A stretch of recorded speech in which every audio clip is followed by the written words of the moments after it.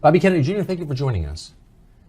So I noticed when you showed up, you've been on the road for weeks, you had no Secret Service with you, which is a little weird given that your father was murdered while running for president, as you now are. Why wouldn't you have Secret Service protection? Well, I did do a tweet on that got 30 million views when we got rejected. We applied in May for Secret Service protection. Secret Service protection was only allocated to the nominees of the parties prior to 1968. But when my father was killed, they changed the law immediately, and all of the people who were running against him, including George Wallace, immediately got Secret Service protection. So the law says that you're entitled to Secret Service protection automatically 100 days out. But the president also has discretion to give Secret Service protection to any candidate for any reason. And there are criteria, which is that you have to have 15% of polling results for a limited period of time. But he even can overrule that. For example, President Obama was given Secret Service protection 441 days out, or 551 days out, even though he had only, I think, 5% support at that time. My Uncle Teddy was given Secret Service protection 450 days out, even though he had not even declared for his presidency. So he and Carter hated each other. President Carter was, the president of his own party, and Teddy had been enormously critical of him. And personally, they had a very personal antipathy for one another. And Teddy ended up running against him. But when he was moving into that decision to run, Carter, in a very classy move, gave him Secret Service protection. Oh, we applied for it. I get a lot of threats, a lot of death threats, and I get, a lot of people who are, for example, about 2 weeks ago, a mentally ill person made it to the second story of my house, and that is a very, very common occurrence. Inside your house? Yeah, inside my house. Before, somebody who was working there stopped them and then called the police. And we gave the Secret Service a 67, in fact, Gavin DeBecker, who you've had on this show, yes, who's runs the premier security service in the world, put together a 67-page report, which included 28 pages of all the threats of, typical threats against me and other indicia that I should have Secret Service protection. And I assumed the president would give it to me because, it just seems like bad judgment not to give it to me. If you go even on my Twitter feed, probably one out of, every 30 or 40 comments says, oh, you're going to get killed or something like that. It takes notice of the peculiar threats to my family members who are in this business. So it's something that, the average American is aware of. Yeah, your name is Robert F. Kennedy. Yeah. And so it was an odd decision. I got a letter. Gavin actually got the letter because he had been doing, and by the way, I want to say this, the Secret Service themselves were wonderful. They were very, very encouraging, and they were very helpful at every step along the way. And I believe, and I can't speak for them, but I believe that their assumption was that we were going to get Secret Service protection. In fact, they told Gavin, we're going to send somebody out there within 10 days to interview Cheryl and Bobby and to tell them what it's going to look like. Because there's a lot of questions about, do I go to the gym? Do I have them, all of these questions that I don't know the answers to. And they come and they have a standard process for informing you. But then they went dark. And they said, a decision is made very quickly within 14 days, is what they told us. And they said, we have 8 details standing by ready to go, so we can do this very quickly. And then they went dark, and for 88 days, we didn't hear from them. And then I got the letter from Mayorkas Alexander Mayorkas, who's the director of DHS, saying that we've determined that you don't need Secret Service protection. But it's very obvious, and you've confirmed it, that there are threats against your life, against your family. That's known. And so if they deny you protection, and they know that, what message are they sending? I don't really know what they're doing. And by the way, you know, we've looked, and there's a guy called Jeremy Hammond who's done a really good article, a really thorough article about the past. And he was not able, and we were not able to find a single presidential candidate who had requested protection from the president and was not given protection. You know, Herman Cain got it, I think, 500 days out. Jesse Jackson, Shirley Chisholm, George Bush, and Ronald Reagan got it something 500 or 600 days out when they first ran. So it's just standard operating procedure. And particularly people who are polling around anywhere over 15%, which I have been for 4 or 5 months now, are, you know, regarded as, it's been treated as pro forma. And I am the outlier. I'm the single outliner that we could find that was denied Secret Service protection. Why do you think that is? I think, I think the DNC is playing hardball. And let's say this, I think the least malevolent interpretation that you can put on it is that they know that I'm going to have some kind of security service. And that typically would cost me, to do real security service between $100,000 and $200,000 a month. Because you have to pay the protectors, you have to pay for their transportation, of course, you have hotels, to pay for the cars, and the hotels, the foods, and all of this, and it's very expensive because I'm traveling every day. So I think they probably feel like they can bleed me white by, and making sure that I'm not spending that money on advertising or organization, but that I have to raise a lot of money for my own protection. But I don't know. I mean, I'm just speculating about that. Does it strike you that the Biden administration pays for personal security for Zelensky, but not for you? No, well, listen, John Bolton still has a Secret Service detail. Still? Yeah, still. He hasn't been in government in years. And he didn't do a good job in government. All the president's family have Secret Service details. Hunter has a Secret Service detail. When he goes to court every day, he has 4 or 5 cars that are coming with him in a very, very big detail. So, and, many government officials who are ex-government officials, what the Secret Service told us, and you can go to look at Jeremy Hammond's report, which you can find on, I think you just go on the internet and put Jeremy Hammond and, RFK, Secret Service. He shows that literally nobody, no presidential candidate, many other people are receiving it, but I'm really like an outlier. So that raises the larger. You're running against Biden, right? So obviously you're not on his Christmas card list anymore, but it does raise the bigger question: why do people in Washington have this, and not just in government but also in media, have this kind of special loathing for you, this hatred of you? I don't know that. I cannot answer that question. I'm shocked, even though, I've been, I'd say maligned for many years because of the stuff that I was doing with vaccines. The kind of the uniformity of the vitriol against me in the mainstream media and the dishonesty of it, that, virtually every article contains not just mischaracterizations, but also just outright lies, things that any fact checker could look up and determine were not true. And they all are doing it, whether it's Vanity Fair or whether it's the Atlantic Monthly or Washington Post, Boston Globe. There's virtually no exception. What do you think your crime is?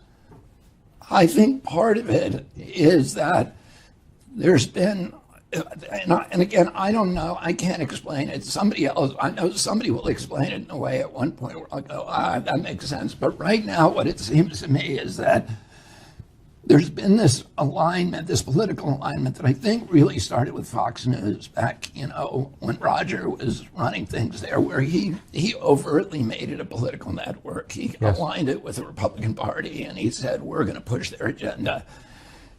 And up until then, that has been considered a journalistic ethical breach. The networks were supposed to at least pretend neutrality, and the newspapers as well. But now I think that business model works so well for Fox, and again, that I think MSNBC and CNN adopted the same business model. And then there's been this big consolidation in the media, where there really is no independent media. You have every newspaper in this country, every radio station, every TV station, almost all the billboards, and most of the large internet content providers that are now owned by 5 companies. That was illegal under the 1928 Communications of the Radio Act. Today, it's been that has been what's happened. We've had this big consolidation, and I think the profit models for Wall Street, which now it's BlackRock and Vanguard and State Street, which own them all, and they have to. The news divisions have become business models, business profit centers, and they've aligned themselves. They've figured out that their strategy is to align themselves with the DNC or the RNC. That's the only thing that's the best explanation, and it's probably not a very good one. But and you're in the way there is of this the weird DNC. uniformity. But its effect is to ignore stories that are objectively the most important stories. I mean, wherever you fall on those questions, there's no denying that the war in Ukraine is changing the world. It will change history. Most of the stuff is a footnote. That's a book, and yet the coverage of it is not even. Yeah. So, for example, the president. That's much more consequential. Well, it's the most consequential, Ultimately, but it's than the coverage of me, which is there's no questioning of these orthodoxies. And when it comes to the Ukraine war, I mean, we're being lied to about it. In what way? Well, I mean, we were lied to from the beginning. We had this comic book depiction which we see on every war. There's a bad guy who's unspeakably evil. Yes. Who's planning world conquest or terrorist attack on America, and we have to be the good guys and go in and stop it. And the background of the Ukraine war is much more complex than that. The U.S. has been involved, and particularly the neocons in the White House. I wouldn't say particularly. I'd say a group of people that are known as neocons since 2001 have been talking about putting NATO in Ukraine. Now, and I'll give you the background. In 1992, the walls came down and the Soviet Union collapsed. Gorbachev went to Tony Blair and to President Bush, who were the UK and US presidents at that time, and said, I'm going to do something extraordinary that basically is going to have the rest of Russian history branding me as a traitor to my country. I'm going to withdraw 400,000 Soviet troops from East Germany, and I'm going to allow you to reunify Germany under NATO troops. So you're going to move NATO troops, a hostile force, into our barracks and our bases. I'm going to do that, and the only commitment I want from you is that once I allow Germany to reunify, to become part of NATO, that you will never move NATO further to the east, because we're going to now release all of these Soviet states that were part of the Soviet Union. They're going to become independent states, and we don't want NATO moving into those. And James Baker, who was the Secretary of State at that time, famously said, we promise that we will not move NATO 1 inch to the east. So Gorbachev now did that, and he's now, despised in Russia. And then in 1996 and 1997, so 5 years later, Zbigniew Brzezinski, who was the first kind of the father of the neocon movement. What the neocons represent in a sentence is that they were a group of people who believed, and Donald Rumsfeld and Jonathan Yu and Paul Wolfowitz, Robert Kagan, Victoria Nuland, who's now at the top His wife, State Department official. Their belief was that the U.S. had won the Cold War, and that victory gave us the privilege of dominating the world using our superior military unipower status and our superior military status for the next century. So their principal blueprint document is called Project for a New American Century. In other words, America would own the 21st century. So Brzezinski says, okay, we should start this process by moving NATO into all the former satellite states. Well, and this was 1997. At that time, George Kennan was still around. Now, George Kennan, as you know, was the principal architect of the Cold War containment policy. He's arguably the most important, most respected diplomat and statesman in American history. Oh, he said, if you do that, you are going to provoke a violent response from Russia. They cannot live with NATO on their borders. They cannot, any more than we would live with a Soviet alliance in Mexico and Canada. At that time, Bill Perry was Clinton's Secretary of State, and Bill Perry said, if you do this, if you go forward with this plan, I'm going to resign because it's so foolhardy. You are forcing Russia into a violent military response. And the U.S. ambassador to the Soviet Union at that time, who is now head of the CIA, said the same thing. It's the worst mistake America can make to move NATO to the east. So we went ahead and did it. We moved it not 1 inch, but 1,000 miles, 14 countries, and then we put nuclear-ready missile launchers, Aegis missile systems, which are made by Lockheed and can take Tomahawk missiles 12 minutes from Moscow. We could, in 12 minutes, decapitate the entire leadership of Russia. And we put those in Poland and Romania. And we then tried to move it into NATO into Ukraine. So you remember when my uncle, when Russia put missile systems, nuclear missile systems in Cuba, and my uncle would have had to invade, he was able, the reason Russia put them there then is because we had put nukes, Jupiter missiles, in Turkey and Italy. My uncle and father made a secret deal with Ambassador Dobrynin, where they said to him, look, we understand you're angry. You cannot live with Jupiter missiles in Turkey. That's why you put your missiles in Cuba. If you remove your missiles from Cuba within 6 months, we will remove ours from Turkey. But nobody says what the deal was. And that's what happened. So now we're back, and we've again put nuclear-ready missile systems along right next to Russia. And now we want to go do the one thing that Russia has said, and Putin said again and again and again, this is a red line. Before Putin, the Russian leadership was saying it is a red line. You cannot go into Ukraine. The Russians have been invaded 3 times from you. Our country's never been invaded. The Russians were invaded 3 times through Ukraine. The last time they were invaded, Hitler killed between 20 and 40 million Russians. Hitler killed 1 out of every 7 Russians.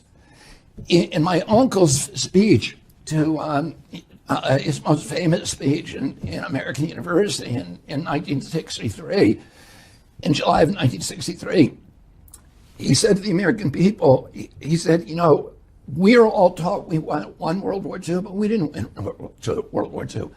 The Russians won it.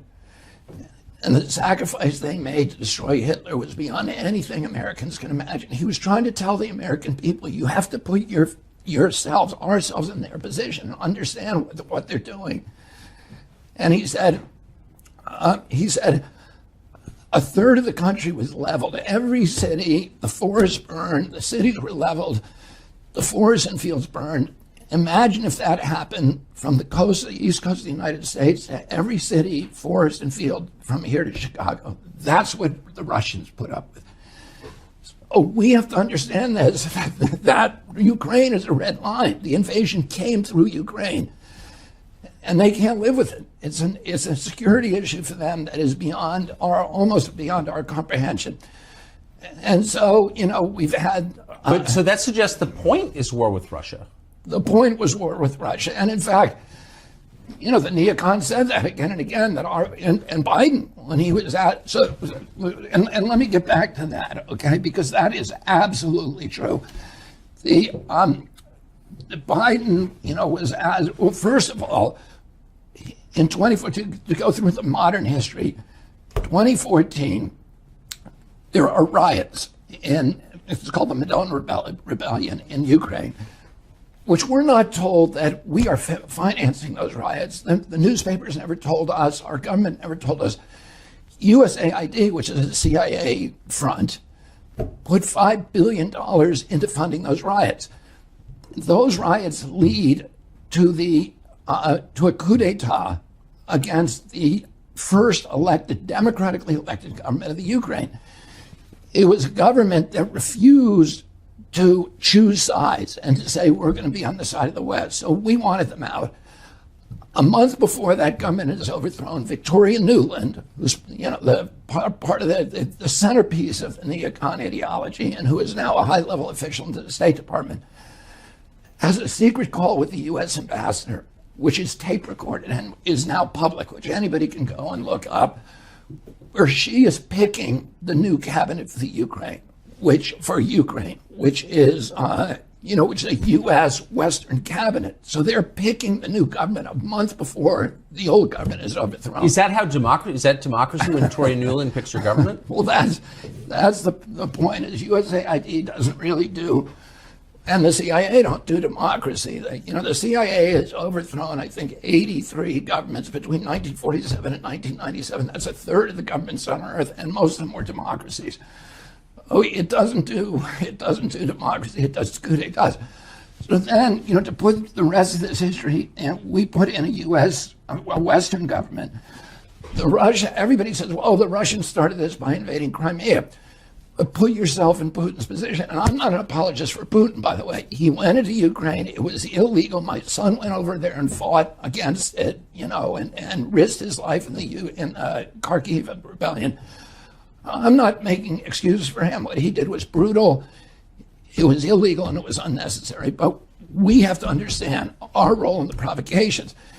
And so if you're in Putin's position, now you're looking at Ukraine, and Ukraine is being run by a pro-U.S. government. What's the first thing he thinks? They're going to take Vladivostok, which is the port in the Crimea on the Black Sea, which has been a Russian port, their only warm water port for 347 years. It's where the Russian Navy is, their sub base, it's everything else. And he says, now this new government is going to invite the U.S. Navy in to take over our facilities. We got to go in there and take it back. So he goes into Crimea. He goes in and takes Crimea without firing a shot or killing a single person. The Crimean population is largely Russian, and they welcome the invasion. So, again, I'm not making excuses for him, but I'm saying we have to understand. My uncle always said we have to understand the position of our adversaries, and what forces are they dealing with. So then then the Russians now there's as soon as we put in that new government, the first rule they pass is to make the Russian language essentially illegal in Donbass and Lugansk, where 90% of the population are Russian. And there's then peaceful uprising, which people begin dying. They turn violent. Now, which side made them violent is a dispute. But it's not a dispute that the Russians were now being treated. The ethnic Russian population in Ukraine is now being treated like redheaded stepchildren. They're not, they're being slapped around and they're being abused and they're not being allowed to practice their culture or their language. And so there's a vote then in Donbass and Lugansk where they vote 90-10 to join Russia. Russia says no. Putin said, no, I don't want you, but let's sign an agreement that protects you. So they put together an agreement with France, Germany, and Russia called the Minsk Accords. The Minsk Accords say leave Donbass and Lugansk as part of Ukraine, but make them semi-autonomous so they can speak their own language, and so the Russians who live there are going to be protected from violence by the government. And the Russian parliament or the Ukrainian parliament won't ratify the Minsk Accords, but France agreed to it, Germany agreed to it, and Putin agreed to it. So then Zelensky runs in 2019. Zelensky is a comedian and he's an actor. And I'm not saying that in a derogatory way because my wife is a comedian and actor, but I'm saying it because here's a guy with no political background who wins the election with 90% of the vote. Why did he win the election? He won the election because he ran on a peace platform. He ran promising that he would sign the Minsk Accords.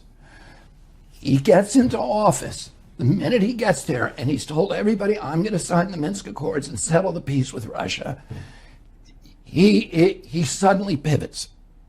And we don't know what happened, but the rational assumption is that the U.S. government told him he could not do that. So that Victoria Nuland and Anthony Blinken and Avril Haines, who's the DNI, Director of National Intelligence, told him you cannot have a peace with Russia. Plus, people within, ultranationalists within Ukraine told him, if you sign that, we're going to kill you. And a lot of people say, anyway, they threatened him with death, and that is pretty well documented. Then Russia invades. But Russia only invades, and so we say, oh, look, Putin is trying to take over Europe. But they only send in 40,000 troops. I think there's 3.5 million people in Kiev, so they clearly did not want to take the country. He clearly wanted to bring people to the negotiating table. He did not send in enough troops to take all of Ukraine. So then Zelensky comes to the negotiating tables, and we now know this, and this is recent information. In March of 2022, Zelensky and Putin agree on a peace agreement that's based upon the Minsk Accords. It's like Minsk Accords 2.0. And Zelensky initials it, the Russians initial it, and Russia begins withdrawing its troops from Ukraine. And what happens? President Biden sends Boris Johnson over there to torpedo the agreement and make Zelensky tear it up. And then we go to war. 350,000 Ukrainian kids are now dead, and 40 or 50,000 Russians. So and that month, April is when they signed it in March. April, Boris Johnson was sent over there to torpedo it, and that month, Lloyd Austin, who is the Secretary of Defense under Biden, is asked, why are we at war in Ukraine? And he said, our purpose in this war is to exhaust the Russian army and degrade its capacity to fight anywhere else in the world. But that is not what they're telling us. But do they? And Biden that month says, when he's asked about the war in Ukraine, he says, our purpose is regime change in Russia. So again, that has nothing to do with Ukraine. What that means is the Ukraine is a proxy in essentially a struggle between two superpowers, between Russia and the United States. And, we've now committed $113 billion over there. And just to put that in perspective, the total budget of EPA is $12 billion. The total budget of the CDC is $12 billion. We're sending $113 billion over. When Mitch McConnell was asked, how can we do this? When you're cutting food stamps and cutting food stamps to 30 million Americans, cutting Medicare to 15 million Americans, they're not going to have any health insurance. How can we send 113 billion over there? If we had that 113 billion here, we wouldn't have had to cut one food stamp payment. And he said, well, don't worry. The money's not staying in Ukraine. It's all coming back to military contractors in the United States. Well, so that's interesting, because then you look at, who owns those military contractors, and you see who gets on CNN to pump up the Ukraine war. It's a bunch of former generals and colonels and Pentagon people. But if you go in, and CNN never, and MSNBC never do this, but if you go look at those guys, they're all people who are working for Raytheon and General Dynamics and Boeing and Lockheed. So they're generals, but they're not identified that, they're actually working for the military contractors who are cashing in on the war. And then, those military contractors in turn are owned by three companies. All of them are owned by three companies, by BlackRock, State Street, and Vanguard. And the inflation that from printing the money to fund the war, to fund the 16 trillion we spent to fund the lockdowns, the COVID lockdowns, 8 trillion we've spent on these wars since 2020, all of them losing wars, all of them that made our country less safe. Look at what this war is doing. We have pushed Russia into the embrace of China, which is the worst foreign policy outcome imaginable. It is not good for the national security of our country. And we're now have Putin's back to the wall. Well, Putin is the world's leading nuclear superpower. We aren't. He's got 1,000 more nukes than we do, and their nukes are much better than ours. They can shoot down our nukes. We can't shoot down theirs. Oh, we are going up against, we are provoking a confrontation that could very easily lead to nuclear war. And I've talked to. Wait, can I ask you to pause there for a second? Yeah. Everything you've said is checkable and rational, and you're extrapolating out toward the future, which is easy to envision. Like, I don't understand how our policymakers aren't reaching the same conclusions you just reached. Like, they think that war with Russia is a war we're going to win? We cannot win this war. Well, of course, so what are they doing? I don't understand. It would be like Mexico beating us in a war. They're not going to let the Ukraine, they cannot lose this war. And, anybody who thinks Russia is not up to the war, go look at the Netflix documentary on Stalingrad and look at the sacrifice that Russians are willing to make. Putin today, we thought this was going to hurt him. He's more popular than he's ever been. All the U.S. polling firms show him polling at 90% popularity. And in Russia. In Russia, among the Russians are supporting him, and he also, we were going to break him with the sanctions. We did the opposite. We made him more powerful. He's now insulated from the trade and the international banking system. He's now got this great trade agreement with China. He's now, engineering the creation of BRICS, which has 40 leading nations around the world turning against the U.S. currency as a reserve currency and adopting his petrocurrency or the Chinese currency. That is the worst threat to the United States. That will if we lose that status as the world's reserve currency, the Great Depression will look like a cakewalk. So I agree with all of that, and all of it. Your position to my ears sounds moderate and obvious. I just don't understand how the Secretary of State, how the president, how his competent advisors can't have reached the same conclusions. Like, what are they thinking? Unfortunately, I think, and I share your sense of mystery about that, but I don't, because what you're saying is not crazy. It's not like some far out theory. The only way I can explain it, and I'm not, I don't like to look into other people's heads and tell why they're doing one thing or another. But President Biden has always been a very pro-war president. And, he was the one senator that stood out supporting the Iraq war, my uncle and Obama and many, and Hillary also. But Biden has always been a reliable, gung-ho, let's go to war guy. And so I don't think, to the extent that he's thought this all through, I think it follows, it's consistent with his historical instincts. And then he's surrounded by people who are, these are the same people who got us in the Iraq war. I know. Look at what happened. Let me go through what happened in Iraq. Just for give me 1 minute to summarize we were tricked into Iraq by the neocons, who told us that Saddam, who had something to do with the World Trade Center, which was a lie, that he had planted the anthrax attacks that came 5 days after the World Trade Center, which was a lie. That turned out to be, the intelligence agencies and the U.S. military at Fort Detrick. That anthrax the FBI found came from Fort Detrick. So it was somebody in the U.S. government who sent it to Patrick Leahy and Tom Daschle, who were the two senators in the week after 9/11 who were trying to block the Patriot Act. And it shut down Congress, and the Patriot Act went through.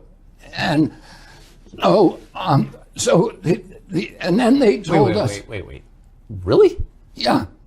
Yes. And the FBI, after a year of investigation, traced the anthrax. It was a kind of Ames anthrax that was weaponized, and the only source of that in the world could be the U.S. government. And they traced it to Fort Detrick in So the Maryland. biolab there. Yes, the biolab at Fort Detrick, the CIA biolab at Fort Detrick. So somebody sent that in at the time the Patriot Act was being debated, and the two leading guys who were blocking it was Patrick Leahy and Tom Daschle were the recipients of it. It shut down Congress. The Patriot Act goes through, and what does the Patriot Act do? Two things. I mean, it basically gets rid of a large part of the United States Constitution, Bill of Rights, and allows spying by intelligence agencies on the American people, and it reopens the bioweapons arms race, because bioweapons were shut down in 1969 by, we saw, Nixon did this incredible thing of closing Fort Detrick, shutting them down, and saying we're no longer making bioweapons, and then got everybody to sign a treaty in 73. Well, to ban bioweapons. The Patriot Act has a provision in it that says we're not walking away from the Geneva Convention, which makes it's a hanging offense to develop bioweapons. We're not walking away from the Bioweapons Charter of 1972, 1973, but we are adopting a new rule that any federal official who violates those acts cannot be prosecuted. So it reopened, it effectively got rid of A crime without a punishment. Yeah, but anyway, I forgot where we. So let me add, it's an interesting segue, because Toria Nuland kind of blithely announced during congressional testimony last year that, oh, by the way, we have these biolabs in Ukraine. Yeah. And that was kind of ignored, and the people who covered it got attacked for covering it. But the fact remains there are U.S. biolabs in Ukraine. Why would we have biolabs in Ukraine? We have labs in Ukraine because we're developing bioweapons, and those bioweapons are using all kinds of new synthetic biology and CRISPR technology and genetic engineering techniques that were not available to previous generation, and they can make frightening stuff. What happened was, when we walked away from, when the Patriot Act reopened the bioweapons arms race in 2001, the Pentagon began putting a lot of money into bioweapons, but they were nervous at that time because if you violate the Geneva Convention, it's a hanging offense. And they weren't sure that provision in the Patriot Act would actually hold up as a loophole to treaties that had been ratified by Congress. So they were nervous about actually going full force into bioweapons development. So they transferred the authority for biosecurity to one agency in the HHS called the National Institute for Infectious and Allergic Diseases, run by Anthony Fauci. So Anthony Fauci got all the responsibility for bioweapons development. He got at that time a 68% raise from the Pentagon in order to do that work. So, and that's why he was the highest paid official in the American government of 4 million people in the American. He gets more money. He got more money, $450,000 a year than the president. That any Supreme Court judge, any member of Congress, he was the highest paid, and it's because he got that 68% raised from the Pentagon to do bioweapons development. Now, when you do bioweapons development, every bioweapon needs a vaccine. So you develop them side by side because In 100% of the cases, when you deploy a bioweapon, there's blowback. Your side also gets sick. So in order to deploy one offensively, you need a vaccine to counter it. So you need to vaccinate your team before you deploy it. So those two things are developed through a field of science called gain-of-function science, where you take an infectious microbe and you amplify its infectivity, or you make it jump species, so it may kill monkeys, now you make it kill humans. And you adopt it that way, and there's all kinds of methods, and then you make it immune to antibiotics and to therapeutic drugs and to other therapies. So it's actually the inverse of medicine.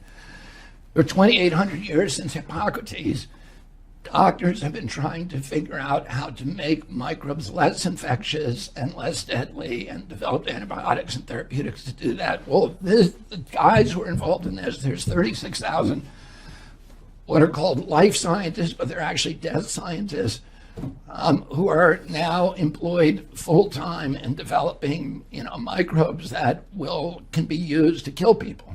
But given the experience we just had 3 years ago, where a virus from a biolab overturned the world. Let me just finish this brief history about what happened.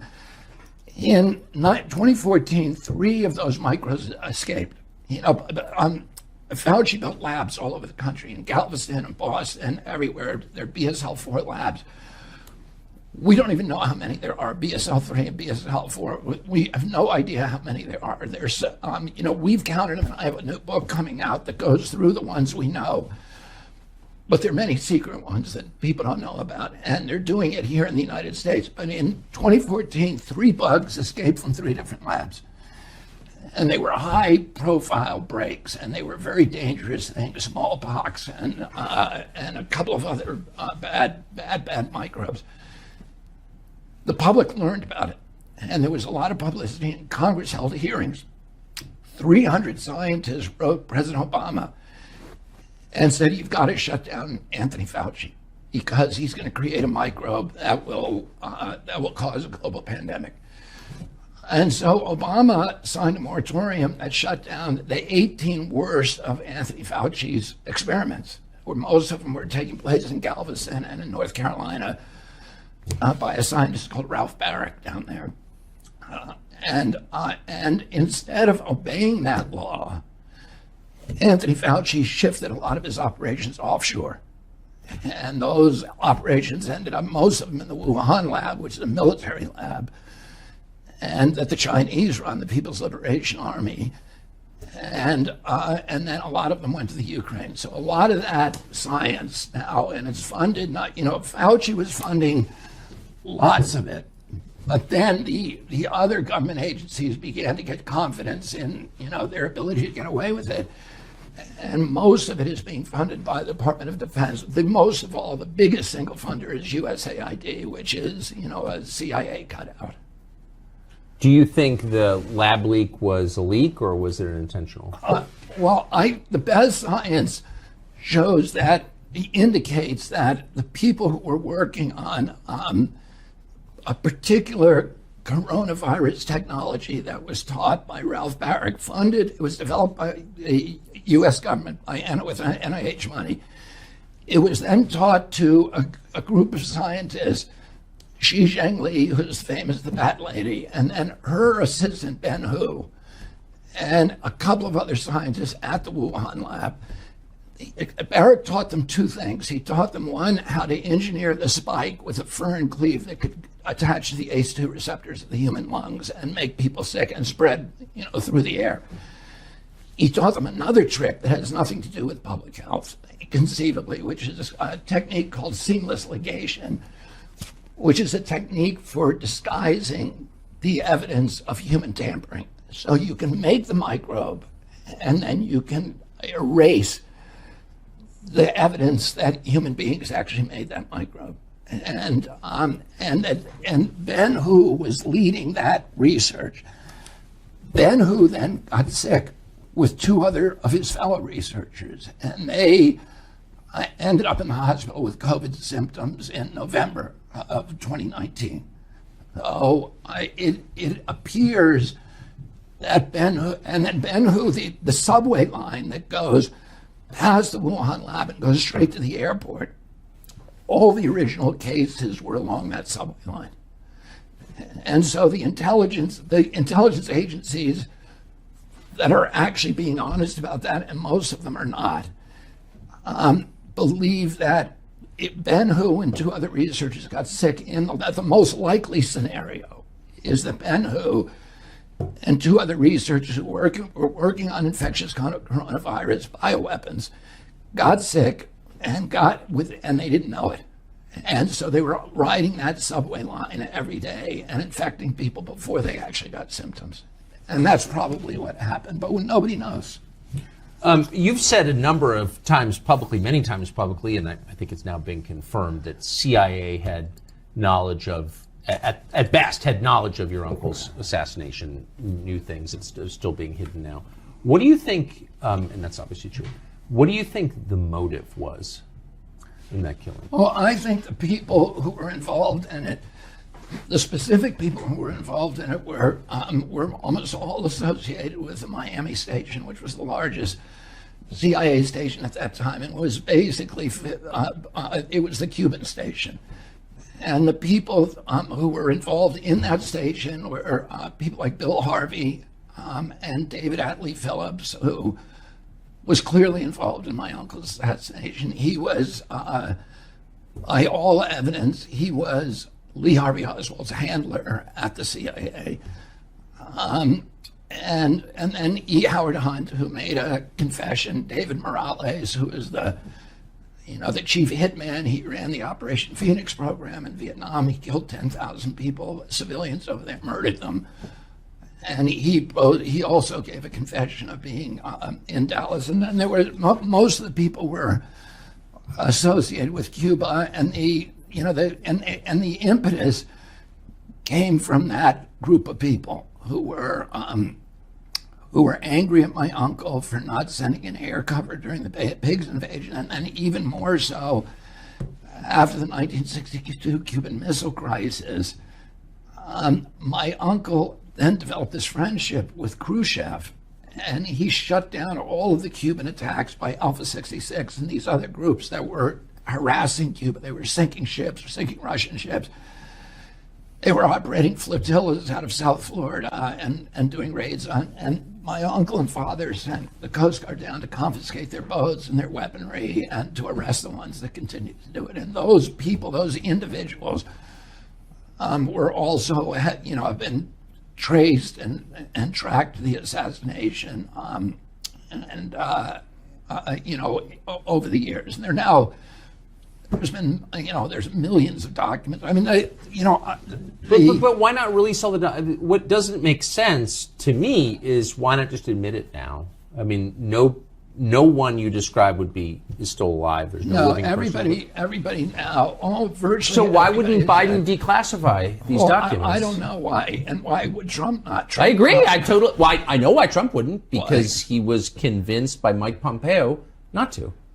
So, and it's not an excuse, but not, he should have. We don't know what Mike Pompeo said to him. No, but that's the point. Like, what could possibly the law be requires them to do it. So the JFK assassinations law required that all documents be released by 2017. Yeah. And yet they refused. So they. But it suggests that there's something about big 4,000 of them. That are left, and you have to assume. And again, I try not to talk about things that I cannot document. Right. But I think it's a fair assumption that they're not protecting individuals; that they're protecting some institutional interest. What's the most powerful institution in American Well, life? I'm not going to. I don't know. So I don't know. You don't know. Yeah, but there must be something, because why wouldn't they just release it? And by the way, for people, you and I having this conversation about who did the assassination, why they did it, a lot of that is the stuff that I've told you, and I've tried to stick to things that, that are documentable, and the names, et cetera. But for people who want a real, kind of a panoramic view of what happened, I think the best book that's been written about this is Jim Douglas's book, which is called The Unspeakable, because he's done something that, after the Warren Commission, that became the orthodoxy. And the New York Times and all the major news organizations have enforced that orthodoxy, and anybody who challenged that orthodoxy becomes a conspiracy theorist. And in fact, in 1967, the CIA sent a letter out to a telecom out to all of its Operation Mockingbird people, which are all the assets it had in the American press, more than 400 people, editors, senior writers in the American press, saying, from now on, anybody who questions the single gunman theory of the Kennedy assassination should be characterized as a conspiracy theorist. And they didn't coin the word conspiracy theory, but they popularized it with that memo. They sent a memo out to all their stations saying that talk should be discouraged. So but what happened after that is then in 1979, the House Assassinations Committee met for a year and a half, and they looked at much more evidence than the Warren Commission did, including, Alan Dulles. Alan Dulles had run the Warren Commission. He was the head of the CIA who my uncle fired. When my uncle died, he said, I'm glad the little shit is dead. He thought he was a god. That's what he said to a young reporter. And then he becomes head of the commission that is, it shouldn't have been called the Warren Commission. It should be called the Dulles, because Earl Warren had a full-time job at the Supreme Court. All the other guys on the Warren Commission had full-time jobs as senator and congressman. The only guy who went to every meeting and, looked at every piece of evidence and developed the questions for the witnesses was Alan Dulles. He was running the entire Warren Commission. And he should have been the prime suspect in the crime. And he was communicating secretly with the people at the CIA, with David Atlee Phillips, with George Johannides, who was the CIA liaison, telling them what questions were going to be asked and what they should reveal, and with J. Edgar Hoover at the same time.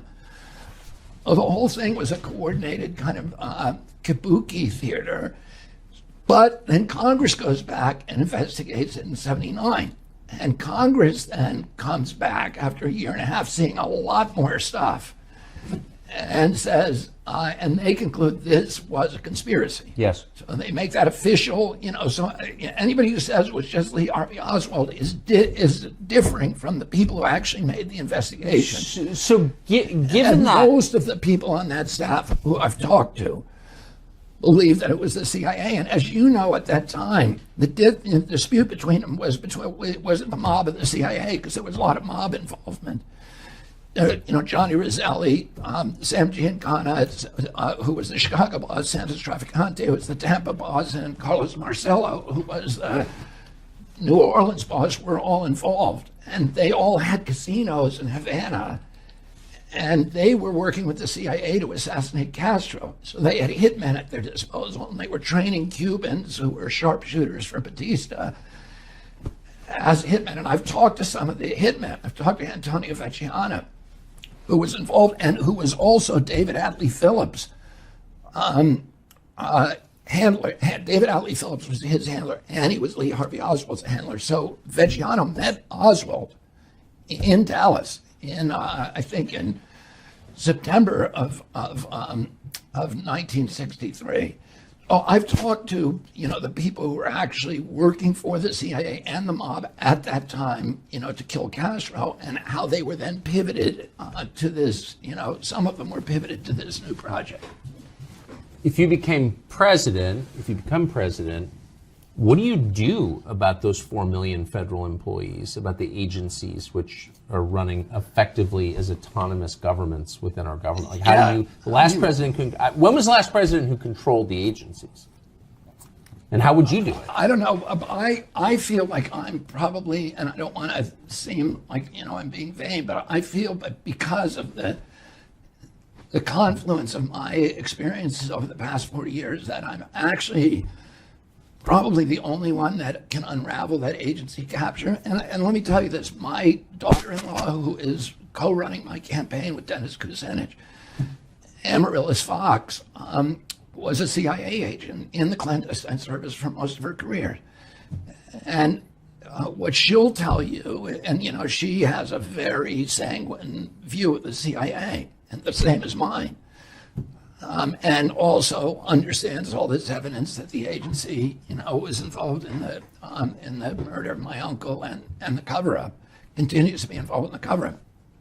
But what Amaryllis will tell you is that of the 24,000 people who work for the agency, that 20,000 of them are patriotic Americans and good public servants. And that there's some people, mainly in the plans division. The espionage division, the CIA, is made up of extraordinary people, principally, who are doing an important job of protecting our country. The espionage division is the division that does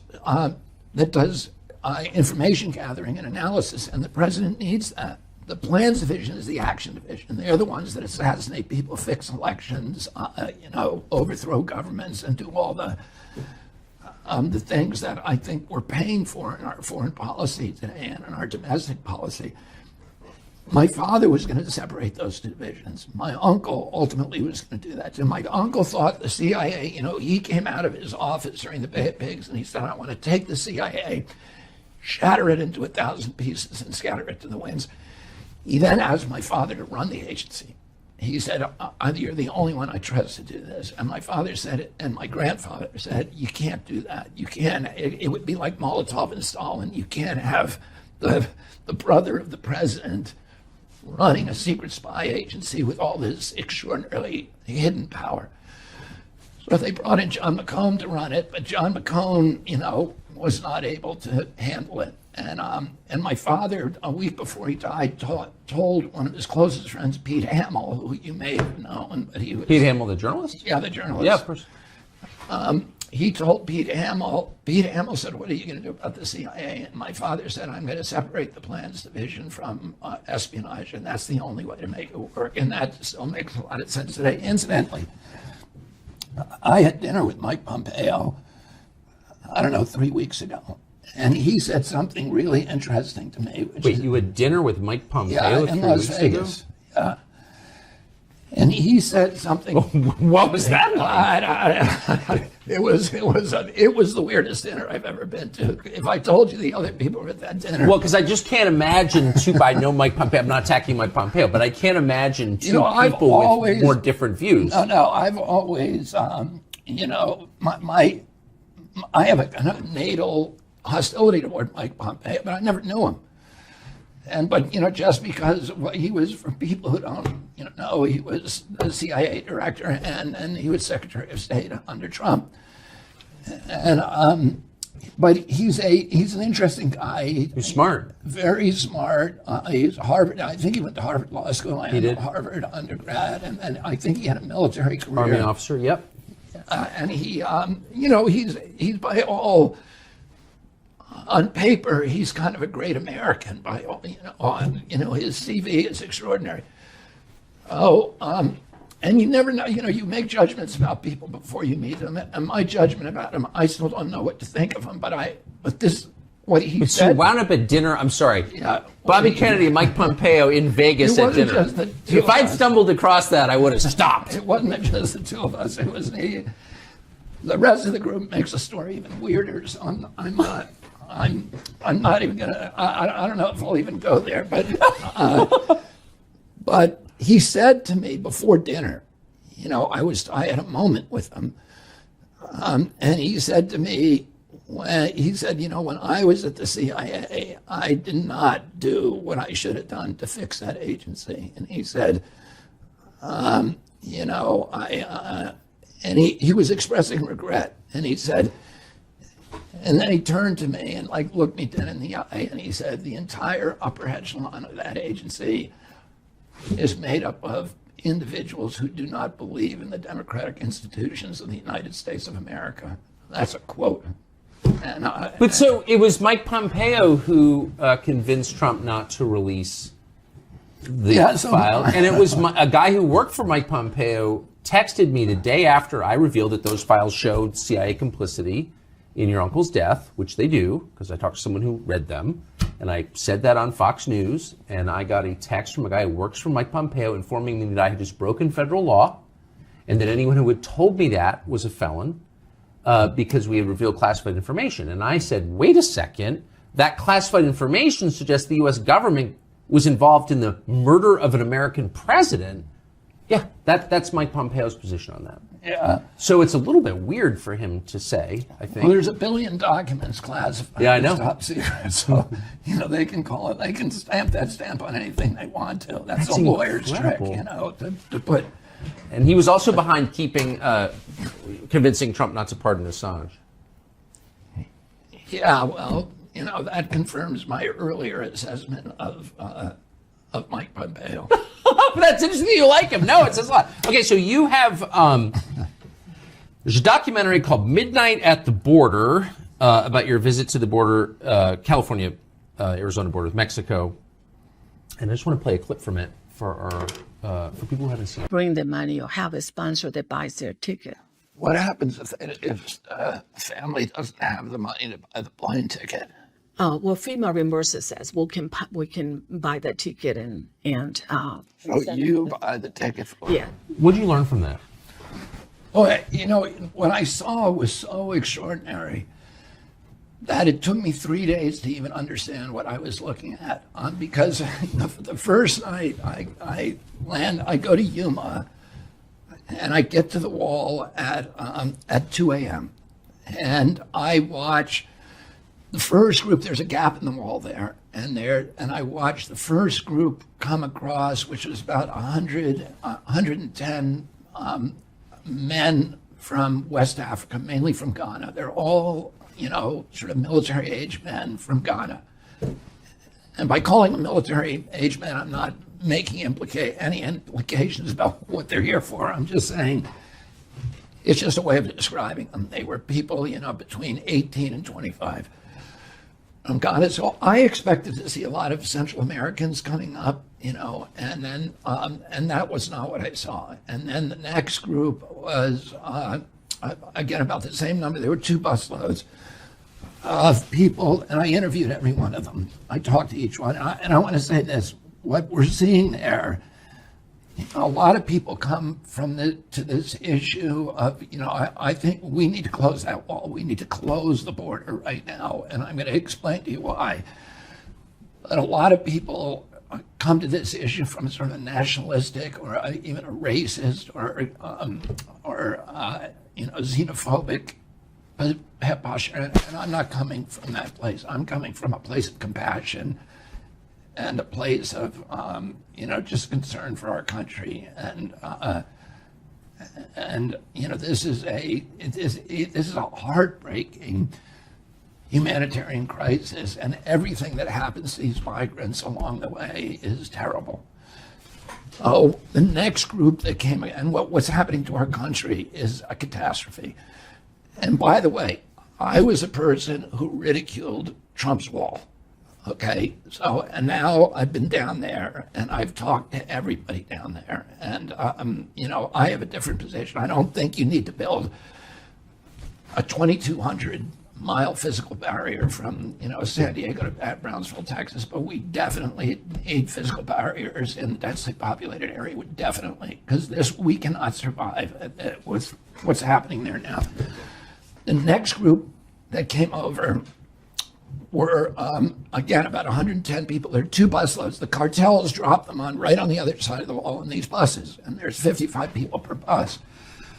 The next group, there were people from Azerbaijan, from Kazakhstan, from Uzbekistan, from Afghanistan, from Pakistan, from Tibet, Nepal, and many from India, and the most came from China.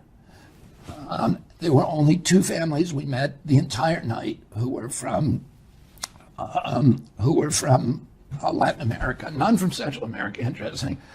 One from Colombia and one from Peru, and they were the only ones who had legitimate claims. Of asylum claims. Everybody else we talked to said, "I'm here to have a better life." Well, that is not. If that's why you're coming to America, then you have to go through the front door. You Go to the embassy, yeah. You go to the embassy. So they don't even have any legitimate claim to be in the United States. Nevertheless, the Border Patrol, and the Border Patrol is so disillusioned and discouraged by this. 9 of the Border Patrolmen, we were told, had committed suicide in the last year because of what they're being forced to do. They are not protecting the border. What they do is they fingerprint. They can only hold the migrants for 72 hours. They fingerprint them, and they see if they have a criminal record. If they have a criminal record, they're put in a different process. But otherwise, they're then asked where they want to go. And if they don't have a plane ticket, they are brought to the airport. The DHS purchases them a ticket and sends them anywhere they want to go in the United States. So the country's getting poorer every year. Our country's getting poorer every year. We're in a poor place right now. Well, who came up with, why do we owe plane tickets to people who come here illegally? As far as I can tell, and there's a lot of evidence for this, and it's in our film, is that the Biden administration came in, in the same position I was, which is the wall is bad, but more importantly, any idea that Donald Trump had is a bad idea. So they just opened the border, and they've had this open border policy where they have not hired the judges. That's the most important thing that needs to be done. The judges need to be hired so that these cases, the asylum cases can be adjudicated right at the border, and people who are not entitled to asylum are sent back. But that's not what's happening. What happens is they're all given claims, and they're told to appear in court, and they go to an arraignment fairly soon after arriving in Boston or New York or Miami or wherever, Minneapolis, wherever they're going. And then they're given a court date, which on average is 7 years out. So they're in. I hope next time I get arrested, I get the same courtesy. Yeah. So they're in our country then for 7 years. And let me just tell you from their point of view what's happened. First of all, the cartels are now controlling our immigration policy in the United States. All of these people who came across knowing exactly what was going to happen to them because they had seen it on advertisements the cartels are sending around the world on TikTok and on YouTube. That tells you what you need to do to get in, what airports you fly into, what visas you get, how to get them, and how to get to the cartel parking lots where the buses will take you. Some of them fly into Nicaragua. Most of them fly directly to Mexico City and from anywhere in the world. These are not, Central American, Latin American. They're coming from everywhere. They fly to Mexico City. The cartels assist them getting a Mexican visa. And then they are put on a domestic flight to Mexicali. And in Mexicali, there's a big parking lot with buses operated by the cartels. The cartels charge them between $10,000 and $15,000 a piece to get through, and then they drive them up to the wall and they unload them. We watch them unloading them on the other side. Large numbers of them get abused. They get extorted. They get exploited. They get robbed, raped, beaten. The Peruvian family that I met had every penny taken from them. He said, my whole life savings was taken from me. There's a tree that we could see from where we were when it was daylight. It's called the rape tree, where the cartels extract final payment from women who are crossing the border.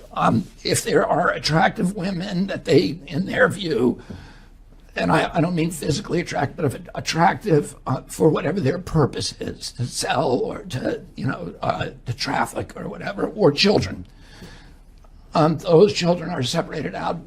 The Colombian family had lost a girl, and a teenage girl, and the father was desperate, and she had been separated from them by the cartels before they passed. Oh my gosh! And 85,000 children have disappeared in this process. It's monstrous. So but then let me tell you this: they get into our country, and there's a lot of people who are well-meaning, mainly liberal people who care, who see themselves as deeply caring people, who say, we should have sanctuary cities, and we should, these people should be treated with dignity. But what really happens to them in real life is that they get here, and then for 7 years, none of them are legal. So they are now subject to terrible exploitation by unscrupulous employers all over this country. They're getting paid $6 or $5 an hour because they have no leverage in their employer. Of course. And that dampens the wages for every other American. That's exactly right. It steals the leverage from American workers, too. And there's 16 million of them here now. And they're crushing the social safety system, social safety nets. In cities like New York has 95,000 of them have landed in New York. New York is now thinking of turning Roosevelt Island into an open-air refugee camp. And there's a proposal that was on Bloomberg of turning Central Park, or parts of it, into open-air camps for migrants. Oh, and Eric Adams, who's the mayor, has been saying this has got to end. We have to close the border. And a lot of these mayors who were people who were saying we're sanctuary cities and getting that, aligning themselves with that, are now seeing what it really means. And it does not mean treating people humanely. It is the worst possible thing we can do. Meanwhile, 7 million have come across in 3 years, 7 million illegally. In that same time, there's only been 3.1 million legal immigrants. So these are the people who waited in line. For every one of them, there are more than 2 illegal ones coming across and taking those places. And a lot of the, it's not something that's sustainable. It's something that needs to end right away. And the cartels which are making billions, the Mexican drug cartels are literally running U.S. immigration policy this time, not the President of the United States. And corrupting the Southwest United States. Last question, will you succeed in getting a debate with Biden, do you think? I don't know. I mean, I think it's not very democratic to not do the debate. I hope that he will debate me, and I can tell you this, and I also hope that he'll come out and campaign, because I'm seeing a vision of America in that, both Trump and Biden are boasting about the economic prosperity that they've brought to our country. It's unusual to have 2 former presidents running against each other. Both of them are proclaiming their economic record, but I'm seeing things in this country that I never believed that I would see in the United States. People living in a level of desperation that I don't know.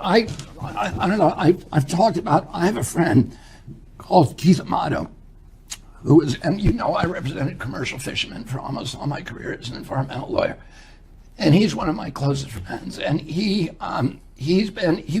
worked hard his whole life, fishing out of Wellfleet and P-Town and Chatham. And his son-in-law now owns a fishing business, but he has no pension, and he's on full disability. He had a lot of injuries and a lot of damage during his life. Oh, he was collecting food stamps, $283 he was getting a month, and it's critical to his survival. Even then, he was telling me, I have to switch recipes to be able to get through the checkout line. I have to buy cheaper recipes and get fillers, etc. And in the last 2 years, the price of food, because to fund these wars that we're funding, they print money, and that means inflation, and that's a tax on the poor. Oh, the price of food has gone up by 38%. The price of basic foodstuffs, chicken, eggs, and milk have gone up 78%. So his food stamps were 78%, less valuable. On March 1st of this year, he got a phone call from a government phone call, robocall. The recorded voice told him that he was getting his food stamps cut to $23 a month, so 90%. 30 million Americans got that phone call. And, that's the same month we ratcheted up our contributions to the Ukraine at 113 billion. And The Fed printed $300 billion unanticipated dollars to pay for the failure of the Silicon Valley Bank. There's lots of money and we began cutting 15 million people from the welfare rolls. Since then, 4 million have been cut. This is on Politico this morning from the Medicare rolls. So there's no money for poor Americans, and the people that I see are living because of the inflation and because of what's happening with this desperation. The average wage in this country is now $5,000 less than the cost of basic goods, of food, transportation, and housing. So half of Americans are making up that gap by putting it on their credit card bills. And this week we passed $1.1 trillion in credit card debt. That's the first time in history. Most of that, or $330 billion of that, has been in the Biden and Trump administration. Two men who are saying, I'm helping America. There's $1 trillion in credit card debt, and those people are paying 22% interest. If the mafia did that, it would be called loan sharking. Not dischargeable in bankruptcy, by the way. Right? And it can't be discharged. I'm meeting people who are, couples who are sitting at their dining room tables and trying to figure out how this math works for them, because they can't. They're having to make choices. People in this country are choosing between food and gasoline and food and medicine. And they're listening to a little baby crying in the room next door, young couples, and have to wonder whether that baby is $50 sick or $100 sick or $500 or $1,500 sick before they bring them to a hospital. And, my wife and I were talking about it the other night, and we were talking about this epidemic of depression and mental illness and anxiety that is afflicting Americans, the deterioration, the sense that the wheels are falling off. And she said, that's the way I felt when she was living in poverty. She said, that's the way I felt when the engine light came on my car, because I knew there was no money to pay it.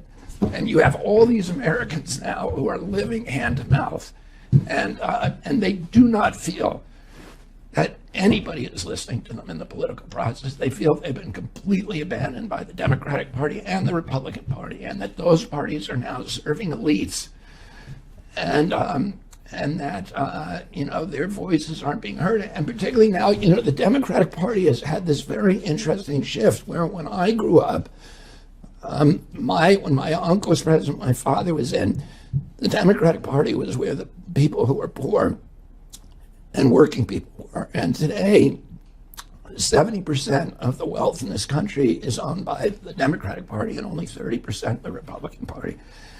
The top 10 counties, the top richest counties in this country, 9 of the 10 are Democratic counties. So there is this kind of shift in wealth that maybe is one of the reasons that Democrats do not seem to be talking to or for working people anymore. But the people that I talk to, both through my job of representing them, I'm representing 1,000 families in Columbiana County, Ohio, Eastern Ohio, Western Pennsylvania, Western West Virginia, whose lives were upended by the Norfolk Southern spill. And, they are just living in a level of desperation that I never thought I'd see in the United States. And, my father used to bring us to Southeast Washington. He'd load us in a station wagon and bring us to Southeast Washington to meet people who were poor. Or he'd take us to the Mississippi Delta or West Virginia, to Appalachia or the Indian reservations, and he always said to us, "These are your people." He said the people who are wealthy and the people who have, who are the big corporate leaders and titans, they don't need the Kennedys. They have lawyers and they have PR firms and they have lobbyists.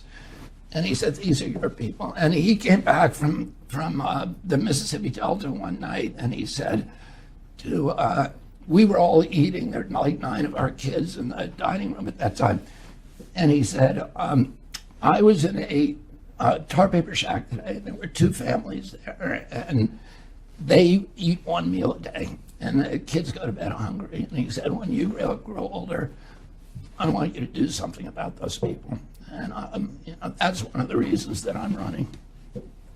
Robert F. Kennedy Jr. And welcome to a special Friday night edition of Tucker Carlson Tonight. We are live, by the way, as always, so if we use profanity, you'll hear it. We're going to try not to. Ever notice how the biggest stories get the least attention? Weird how that works. The fake Duchess from Santa Monica spends an hour talking to Oprah about her skincare regime, and it's the lead of every morning show in America. Joe Biden institutes a government-wide system of racial discrimination that dwarfs Jim Crow, and nobody seems to notice. That happened yesterday, by the way. Did you know that? Probably not, because there was no press conference or signing ceremony, no media coverage. But 24 hours ago it happened. Biden restructured the entire executive branch of the U.S. government to discriminate on the basis of immutable characteristics. He made that announcement on the White House website, and it proclaims that within 30 days, every federal agency, all of them, from the Department of Justice to NASA to the Social Security Administration, all of them, all must, quote, ensure that they have a agency equity team within their respective agencies to coordinate the implementation of equity initiatives. And these Maoist equity teams will report to something called the Gender Policy Council and the White House, quote, environmental justice officer. Does the environmental justice officer carry a sidearm? We don't know, actually. We do know that running all of this, which is the largest racial tracking bureaucracy since the fall of Nazi Germany, will be former President Barack Obama, and he'll be doing that, as always, through his longtime lackey and cutout, Susan Rice. Rice's goal, the goal of the entire initiative, is to place the federal government, all of it, in opposition to a very specific slice of the American population, not a foreign population, our own population. Here's how it works. Every single person in the United States will qualify for one of Joe Biden's many protected categories, except straight white men. So we're all in this together, except those guys who are on the outs. It's all of us versus them. Straight white men, they will not be protected because they are, by virtue of being straight and white and male, the cause of the problem. They're the enemy. So this is a big change. It's got enormous consequences. Among other things, it makes you wonder, why would straight white men continue to pay their taxes? And by the way, what percentage of taxes in the United States are paid by straight white men? That's one statistic you never hear. Why is that? But if you're one of them, you may wonder, wait, I'm working half the year for the government, which takes my money and then uses it to demonize me and disenfranchise me from a government I thought I was an equal owner of. I thought we were all in this together. We're all citizens. But I still have to pay half my income to people who hate me? Why would I do that? It seems masochistic. Well, you do that because you have no choice. The IRS has more guns than you do. It's that simple. Meanwhile, don't expect a government contract or an SBA loan or even decent service from the clerk of the DMV. You're a domestic enemy now. You're an English-speaking version of Vladimir Putin. The equity agenda is your personal sanctions regime. It's amazing if you think about it.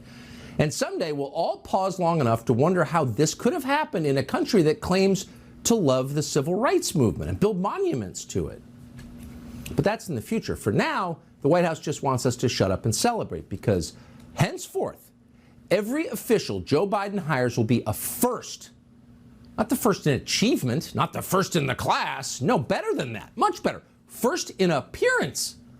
The first person who looks a certain way or sleeps with a certain kind of person. The first in identity. That's what matters.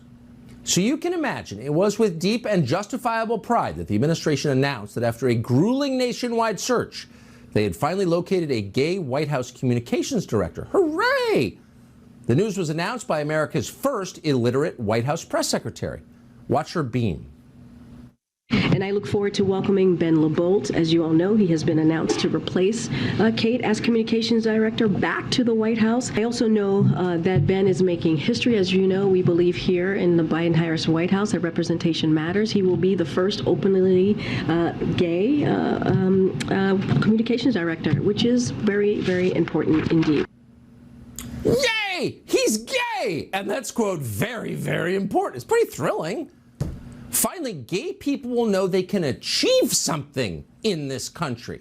They can leave their jobs at the asphalt plant and head to Washington for fame and fortune. Next thing you know, they'll have TV shows on Bravo. The possibilities are exciting. He is their Jackie Robinson. But you do wonder, what exactly is the difference in real life between a gay communications director and a straight communications director? Are they really that different? We weren't aware that a communications director's sex life had any bearing on his official duties, but then we don't know everything. So we called over to the White House today to see how this new gay communications director will be a massive upgrade over the last straight communications director. Unfortunately, they never explained the difference, so we're going to have to take it on faith and just celebrate with everybody else. Joe Biden's doing that. As he's told us repeatedly, do not look beneath the surface. No. Appearance is all that matters. Not only can you judge a book by its cover, yes, you can. From here on out, you're required to judge a book by its cover. Here is the president. This will be the first cabinet ever that is evenly composed with as many women as men in the cabinet. This will be the first cabinet ever with a majority of people of color occupying this cabinet. And it has more than a dozen history-making appointments, including the first woman Secretary of Treasury, the first African-American Defense Secretary, the first openly gay cabinet member, and the first Native American cabinet secretary. Well, that sounds amazing. It sounds amazing. It's like one of those old-time Benetton ads. The question is it a good cabinet? Are they capable? No, that's not even relevant. Lloyd Austin, we should say, the Secretary of Defense, is definitely a first, and we're going to give him credit for that. He is the very first Secretary of Defense to spend millions of dollars shooting down thrift store balloons with missiles. That's never happened, and he did it. He's the first Secretary of Defense to hand the Taliban thousands of armored vehicles, drones, and helicopters to build them their own army for free.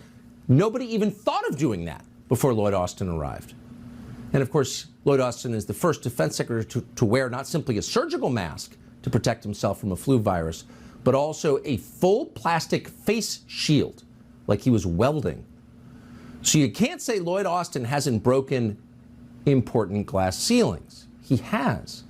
But weirdly, his boss didn't mention any of that. As far as Joe Biden is concerned, Lloyd Austin's main achievement in life is his genetic makeup. Lloyd Austin was born great. Some people just are. Richard Levine, by contrast, was not born great. Richard Levine was born a white man, which is to say an untouchable, the bottom of the caste system. That is bad. But here's the good news, ladies and gentlemen. With the help of a wig and some falsies, Richard Levine rose above his station. He is now a she, and she is now an admiral. Talk about inspiring. Watch this. I am honored to serve as the first female 4-star officer of the U.S. Public Health Service Commissioned Corps. Now, the great thing about Richard Levine's new identity is that it wipes away, it washes away, not to use theological language, all previous mistakes, otherwise known as sins. Those don't count anymore because Richard Levine is now Rachel Levine. So Richard Levine exposed nursing home residents to COVID in Pennsylvania, got a lot of them killed. He was a senior health official there. He evacuated his own mother from one of those facilities because, yeah, the plebes died, but not my mom. And that seems like a bad thing. But now that he's wearing women's clothes, it's totally forgiven. That never happened. To mention it is dead naming him. That was his old identity. Come on now, you transphobic creep. The whole federal government operates that way. Doesn't matter how bad you are, as long as you can claim to be a first. Pete Buttigieg is supposedly the first gay cabinet secretary. Now, is he actually gay? He was dating women not that long ago. Shut up! He is now. And because he is, the fact that his tenure has been a disaster for the country, irrelevant. That mushroom cloud over Ohio, it never happened. He's a first. Watch. I think we have more LGBTQ plus people than any administration or every administration combined. From day one, this has been the most pro-equality administration in history, led by guys like Pete Buttigieg. Secretary Buttigieg, who needs no introduction, is doing an outstanding job of rebuilding America, and I mean that in a literal sense, and not just in terms of what he's doing in transportation, but he's helping rebuild pride in America. I don't know how to pronounce the guy's last name. Excuse me. Look, he's gay. Okay, super gay. So shut up. Again, is he actually gay? Shut up, he's gay. No one has benefited more from these new standards, these very inflexible genetics-based standards, more than Kamala, Carmela, Kamala, whatever you're calling her, the vice president. Now, she hasn't, strictly speaking, been a success. She was supposed to keep the peace in Ukraine. That resulted in a war. She's supposed to secure the border. 7 million illegals later, you can't say she actually did a good job. She was supposed to get Joe Biden's voting rights bill passed in Congress. She hasn't actually done a lot by traditional standards, but she's a first, and that means we are forever grateful for her. And actually, we're not mocking, because if she wasn't on the scene, we'd never hear things like this. We will maintain the perspective that we have in terms of what should be the relationship between China and the United States. That is not going to change, but surely and certainly that balloon was not helpful, which is why we shot it down. Did you hear that? First of all, is anyone at home keeping track of the use of the phrase "in terms of"? Which doesn't actually mean anything. It's filler in a sentence that dumb people use to appear like they know what they're talking about, or more precisely, to give them time to think through what they're saying as they're saying it.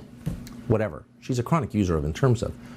But a new policy has been announced by Kamala Harris, and that is that all, quote, non-helpful balloons will be shot down. Now, unfortunately, hot air balloon season is starting soon in Albuquerque and around the country.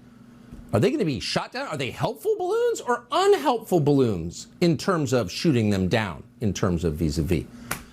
Balloonists across America need some clarification on that, but whatever, she's a first. Shut up. And while we're at it, by the way, as long as we're trying to get clarification, it would be nice to get some other clarifications from our equity-minded leaders before the 30-day timeline on equity enforcement runs out. We're still waiting, for example, for our new Supreme Court Justice, Ketanji Brown Jackson, to tell us what a lady is. She doesn't know. Can you provide a definition for the word woman? Can I provide a definition? Mm-hmm. No. Yeah. I can't. You can't? Not in Okay. this context. So I'm you not a believe the meaning biologist. of That's pretty amazing. That became a meme on the internet, and we all got kind of used to it. This lady is now the Supreme Court, and that's not one of the hard questions, right? Like, recite the Constitution from memory. That might be a challenge. What's a woman? And she's now in the Supreme Court, but by the way, she's not alone. We just had a federal judge, we think Lindsey Graham voted for, in a hearing in the Congress who didn't know what was in the Constitution. But shut up. She was a first. We're going to judge that book by its cover and vote yes. Now, Joe Biden apparently is trying to convince us that not only are his nominees diverse, they're firsts. He himself is diverse. Watch this. I also want to acknowledge someone else who means a great deal to our family. Rabbi Michael Beals of the Congregation Beth Shalom in Wilmington, Delaware. That's where I received my education. I probably went to shul more than many of you did. You all think I'm kidding. We have a very, in relative terms, large Puerto Rican population in Delaware. I was sort of raised in the Puerto Rican community at home. I got my education for real in the black church. And that's not hyperbole, it's a fact. Joe Biden spent his young years in a yeshiva. He had earlocks at the time, hitting the Torah and the Talmud. But it was a Puerto Rican yeshiva that was part of a black church. Okay? So you may look at Joe Biden and say, you're completely incompetent. In fact, you have dementia. You can barely walk. You mistake your sister for your wife. You can't run the most powerful country in the world. Shut up. I studied at a yeshiva, a Puerto Rican yeshiva in a black church. Talk about a first. I'm a first of a first.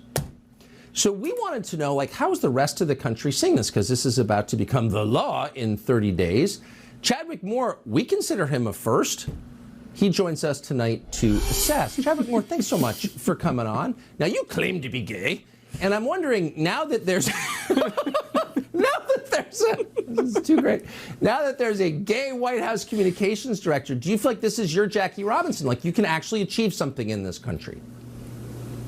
Yeah, I mean, Stop the Press is a gay man in... What's next? A gay White House florist? I mean, I am just... Wow. Well, we definitely need a parade for this guy. Hopefully no balloons, obviously. But this is some big, big news, and they really had to roll it out. Honestly, though, in all truthfulness, being a gay man these days is pretty low on the diversity totem pole. You're basically an oppressor at this point. So it was a little surprising they felt the need to make such a big deal out of it. But, you know, they got to take it where they can get it. Okay, that was just too funny. That's just too funny. I just can't even deal with it. I mean, it's all a cover for mediocrity. I mean, maybe this guy will be great. I don't know. And, you know, who he sleeps with does seem kind of irrelevant to the job, no?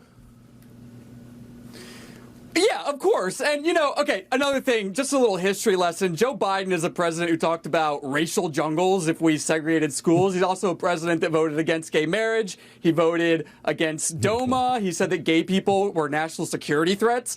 Okay, so, but he's a Democrat. He gets a pass. His administration did say that they were going to make equity their number one priority. This was even before the inauguration.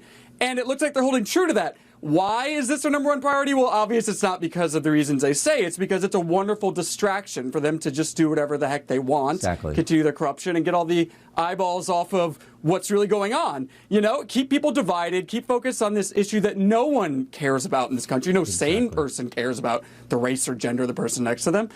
That's what's really in the cards. And you know what? They're kind of doing a magnificent job of upholding it because, of course, the media is just going to run with it as well. Nobody is digging into this administration like they should be. Well, that's exactly right. Loot the country before they hand it over to China. We need a parade with no balloons. That's right. My favorite line of the week. Chadwick Moore, great to see you. Thank you.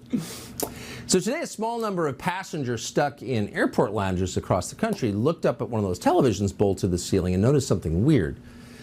Don Lemon, the star of CNN This Morning, was not at work. And to be fair, sometimes a vacation is just a vacation, but we can't help notice that Don Lemon's absence comes just a day after he laid bare his utter contempt, once again, for his co-anchors, Poppy Harlow and Caitlin Collins. Now, the passive-aggressive shtick is pretty fine-tuned and also getting kind of obvious. Lemon pretends to attack Republicans, yesterday it was Nikki Haley, as a way of attacking his co-hosts. He thinks he's getting away with it, but yesterday morning he made his disdain a little too obvious. Watch this. I think it's the wrong road to go down. She says people, you know, politicians or something are not in their prime. Nikki Haley isn't in her prime. Sorry. When a woman is considered to be in her prime in her 20s and 30s and maybe 40s. What are you talking? Wait. That's not according to me. Prime for what? It depends. I mean, it's just like prime. If you look it up, if you Google when is a woman in her prime, it'll say 20s, 30s, and 40s. I don't necessarily. 40s. So I got another. I'm not saying decade. I agree with that. So I think she has to be careful about saying that politicians aren't in their prime. We need to qualify. Are you talking about prime for like childbearing, or are you talking don't shoot about the messenger. prime I'm for just being saying president? what the facts are. Google it. It's always like some super dysfunctional family on that set with the drunk guy, dad, Don Lemon dad. But we want to take it seriously. Don Lemon said, well, he got this from Google. So we went to Google and we typed in an obvious request. Show us the quintessential specimen in his prime. And we're going to tell you what we found. We're not going to hide the results. Full transparency on this show.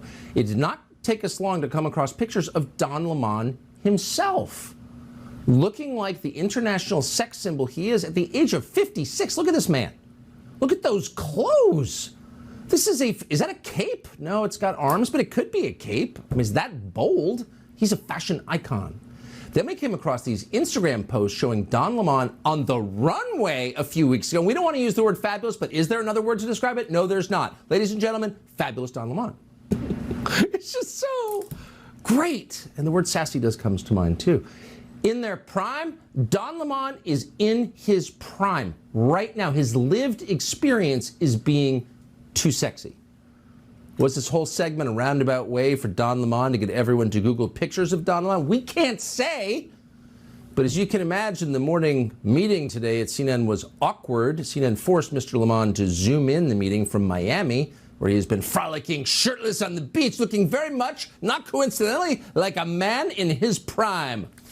In his apology, he read what appeared to be a cliche about women he had Googled about 3 minutes before between Bellinis. Here it is, quote, I believe that women of any age can do whatever they set their minds to. And you can just imagine in your mind the ladies of The View holding him at gunpoint. Say it, Don, say it! At any age, an 80-year-old can give birth! Yeah, it wasn't heartfelt, not reality-based. It was kind of ridiculous. If you're going to grovel, do it. He didn't. And apparently, his co-workers and managers at CNN are mad. We're hoping he comes back. If we lose Don Lemon, we've lost a major wellspring of comedy in this country. Well, just when you thought the narcissism scale couldn't get any deeper into the red, and the absurdity of preferred pronouns couldn't get any worse, the singer Sam Smith has found a way to do it. Piers Morgan on that. We're always happy to see him. He'll join us in a moment. Plus, your tax dollars are funding, well, a lot of things, but they're about to fund counseling for eco-grief. Comedian Jim Norton on that, straight ahead. Well, preferred pronouns are a signaling mechanism for narcissists and cult members and political activists. Am I a man or a woman? You can't tell, let me tell you. They identify who's willing to suspend reality in the name of ideology and who is not. Now, the deeply attention-starved singer, Sam Smith, is pushing this to absurdity. He now demands to be called a fisher-them instead of a fisherman. Yeah, that guy does not fly fish. Sorry. Piers Morgan is host of Piers Morgan Uncensored, one of our favorite people. He joins us today. So, Piers, what do you make of this? The story doesn't seem to be about his art, his music, but about himself. Well, first of all, Tucker, very disappointed you haven't given me my own pronouns. Hottest Briton in the world, which if you don't call me that every time you introduce me, I'm going to have you cancelled. It's implied. We think that. We're both in our prime here, as Don Lemon would tell us. Look, the thing about Sam Smith is he doesn't even know who he is. So he spent most of his life becoming ever more chameleon-like in how he wants to be identified and what we should call him. And in the last month alone, he's turned up at the Grammys identifying as Satan. He turned up at the Brit Awards in that large black balloon outfit, latex, I believe. And now he wants to be referred to as Fisher-them, even though clearly there's only one of him. And anyone who's been fishing, I've been fishing, you've been fishing, when you fish on your own, there's just one of you. You are a fisherman, that's it. He is male, indisputably, and when he fishes, he's a fisherman, not fisher-them. Because apart from anything else, Tucker, it is not grammatical. It is a grammatical sin to refer to yourself in the plural when there's just one of you staring at us. Yeah, I think he's saying I am Legion. You make such a deep point, though. He doesn't know who he is. You've covered famous people, entertainment figures for, many, many years, decades. Do you think there's something about that business that scrambles a person's understanding of himself? Yeah, I think fame is actually one of the most lethal drugs there is. And I think it breeds this sort of extraordinary level of narcissism and attention seeking.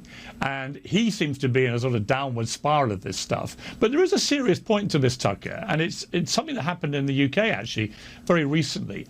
If you allow in society limitless identity, right? If you can just basically identify as whatever you want whenever you feel like it. There was a case, extraordinary case, I'm sure you've reported on this, up in Scotland, where a man raped 2 women.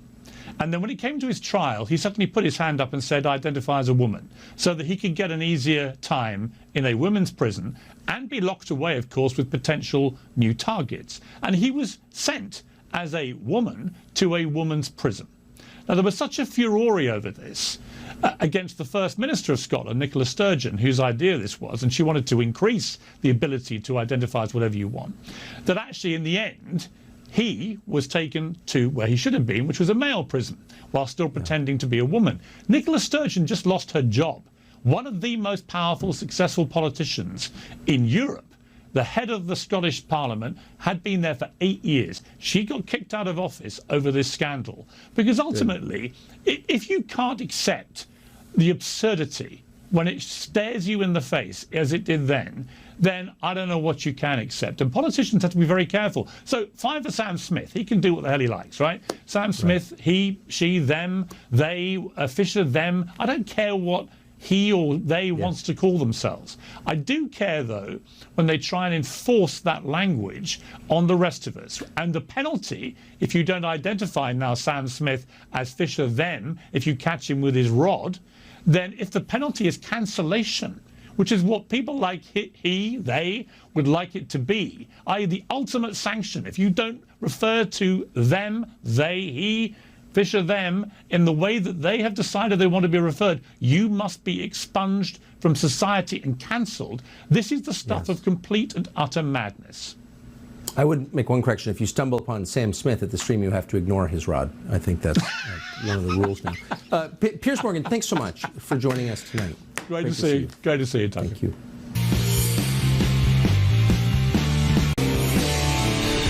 So all of a sudden you're seeing mental illness not only destigmatized, but rebranded as a political position. And the latest example comes from the Interior Department's Fish and Wildlife Service, which is supposed to be taking care of fish and wildlife, but that's not what they're doing with your money. They're offering eco-grief training to employees who are traumatized by the fact you use a wood stove and drive a Silverado.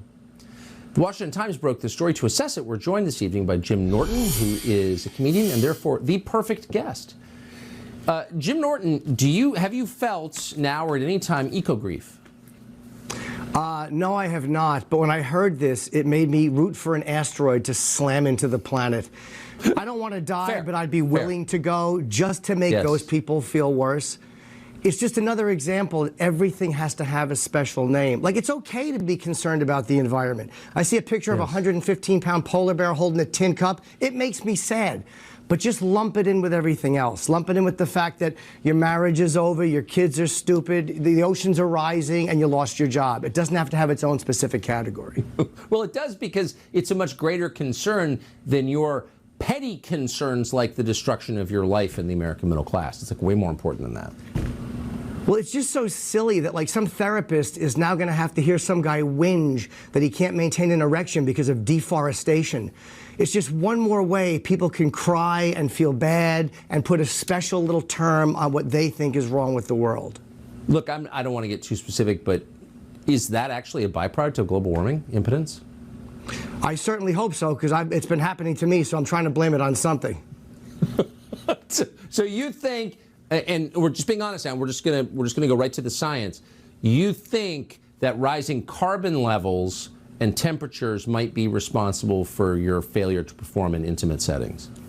Absolutely. And normally it's just the opposite. Normally when it's colder, that's what happens. But for some reason, the heat is really getting me going in the wrong direction. Yeah, no, I just can't. I'm taping popsicle sticks to it. Nothing is working. Yeah. By the way, this great little... This meeting thing, this little eco-friendly thing, there are going to be couples who actually meet in these sessions, and that's going to be their origin story. We met while we were weeping over a garbage pile in Staten Island, and we knew it was true love. They're going to have to tell their children that's how they came together. I don't think they're going to reproduce. I really don't. I don't think they can. Yeah, because of the aforementioned effects of global warming. Amazing. Yeah, I just think it's another example of people needing a chronically unique malady. They just need something to put a name on to make their own feelings unique. And it's silly. It's very silly. That's insightful. I agree with that. Jim Norton, great to see you tonight. Thank you. Thank you, buddy. So there actually are big and important things happening in the world, including this weekend in Washington. There is a gathering that you should know about that's not being advertised by anyone else in media, and so we thought we would give you some details on it. We'll have those after the break. Told you about this amazing outbreak of spiritual power, this marathon church service going on at Asbury University in Kentucky. People have been praying there continuously for nearly 2 weeks. We haven't seen anything like this in a long time. We reached out yesterday hoping to visit. The university told us they loved the show, but didn't think something that pure would be improved by TV cameras. And as we told you, we respected that deeply. We've never been so happy to be turned down. But one of our producers, Eduardo Noret, did go. He wanted to see it for himself, and he wanted to talk to some of the attendees. And here's what he found. A lot of people have spent years waiting for something like this, and we're glad to see it finally come. A lot of people have also waited for, in the secular realm, normal, decent, clear-thinking people to say something about what is happening in Eastern Europe. So the first anniversary of the war in Ukraine is coming up next week. The United States government under Joe Biden has been funding that war. It would have ended without the Biden administration. So a massive demonstration is planned on Sunday in Washington, D.C. It starts at 12:30 p.m. at the Lincoln Memorial. Probably haven't seen this on other channels. The message is very simple. It's nonviolent. It's reasonable. It's straightforward. Stop funding the war in Ukraine. Tara Reid will be there. She's the author of Left Out When the Truth Doesn't Fit In. We've interviewed her before on other topics, but she'll be at this event tomorrow. Tara, thanks so much for coming on. Why are you speaking at this, and what is this? Well, I feel really strongly, first of all, thank you for having me. And I feel really strongly about speaking out against war. And, you have so many political parties coalescing from the right and the left, and the libertarians leading the charge to this event. And it's really amazing. So you have the People's Party, the libertarians, you have all different speakers like Jimmy Dore, Ron Paul, Kim Iverson, Tulsi Gabbard, with very different political views coming together for one message: no more endless war. We've spent almost $100 billion of weapons and aid going to Ukraine. And the suffering that we have in our own country is being ignored. And you've been covering quite well, where other networks haven't, the East Palestine in Ohio, the ecological disaster. Our infrastructure is falling apart. America's becoming a failed state with all these endless wars. We've basically pivoted from Afghanistan to Ukraine. And this war started, yes, 24th, some people say, but actually it started in 2014 with Maidan, when the Western coup was put in place in Kiev. And that was revealed by Julian Assange, who is, should be freed. And he published the truth about what the imperialistic state of America and the West and NATO was doing. So the speakers are all gathering to ask to abolish NATO. It's not a peacekeeping force. It's an aggressive force. It's been pushing up against the borders of Russia. And now we're getting closer to the brink of World War III. And as and many of your viewers might not even know, but Kiev has a kill list, a Ukraine kill list, a website called Miracrets. There's 337 children on the list. Faina Subkova is someone I talked to personally. She's 14 years old. Roger Waters is on that list. Igor Lopotonik, the director, Oliver Stone. These are, it's sponsored by the ministry in Kiev, and 12 journalists have died, and it should be taken down. So there's been a lot of war crimes, including what just happened with Nord Stream 2, and the UN Security Council is going to have a meeting about that next week. The Russian delegation has asked for that. Cy Hirsch brought forward that reporting, the Pulitzer Prize-winning journalist, of how America was involved with Norway in sabotaging the Nord Stream pipeline, part of that owned by Germany. So, we're all getting together to say no more billions to Ukraine, no more money laundering scheme. Right? This is a money laundering scheme for the Biden criminal family, in my opinion. No more. We want peace. And Julian Assange said it best: if lies can start a war, then truth can bring peace. Yeah. And turn the focus back on our own country, where people really are suffering. Right. I agree with that. And you never hear that perspective in the media, and you wonder why. But we're proud to air it. So, Tara Reid, thank you very much. Thank you. Thank you for having me, Tucker. Good evening and welcome to Tucker Carlson Tonight. Well, it looks like Don Lemon's long television career is finally over. Mr. Lemon has been sentenced by the High Court of Wokeness to a term in the HR gulag. He'll undergo a procedure called sensitivity training, which is always the first step to being disappeared, or in his case, to doing late-night infomercials on BET. Say goodbye to Don Lemon. His colleagues at CNN are adamant they don't want him back ever on moral grounds. So that's it. And we'll admit to feeling some sadness at this news. The prospect of cable without Don Lemon isn't quite as bright as we'd imagined. As the tide of dullness and uniformity sweeps over American culture, as everything becomes the Apple Store, there was a certain joy in watching his unpredictable low-IQ zaniness. Let's say you were a conventional news anchor working for a conventional news-based news network, and a Malaysian air flight disappeared over the Pacific. You would immediately think, hijacking or mechanical failure. Not Don Lemon. Only he had the childlike creativity to imagine the plane had been swallowed by a black hole, in case you've forgotten that legendary moment. What if it was hijacking or terrorism or mechanical failure or pilot error? But what if it was something fully that we don't really understand? A lot of people have been asking about that, about black holes and on and on and on. They're also referencing the Twilight Zone, which has a very similar plot.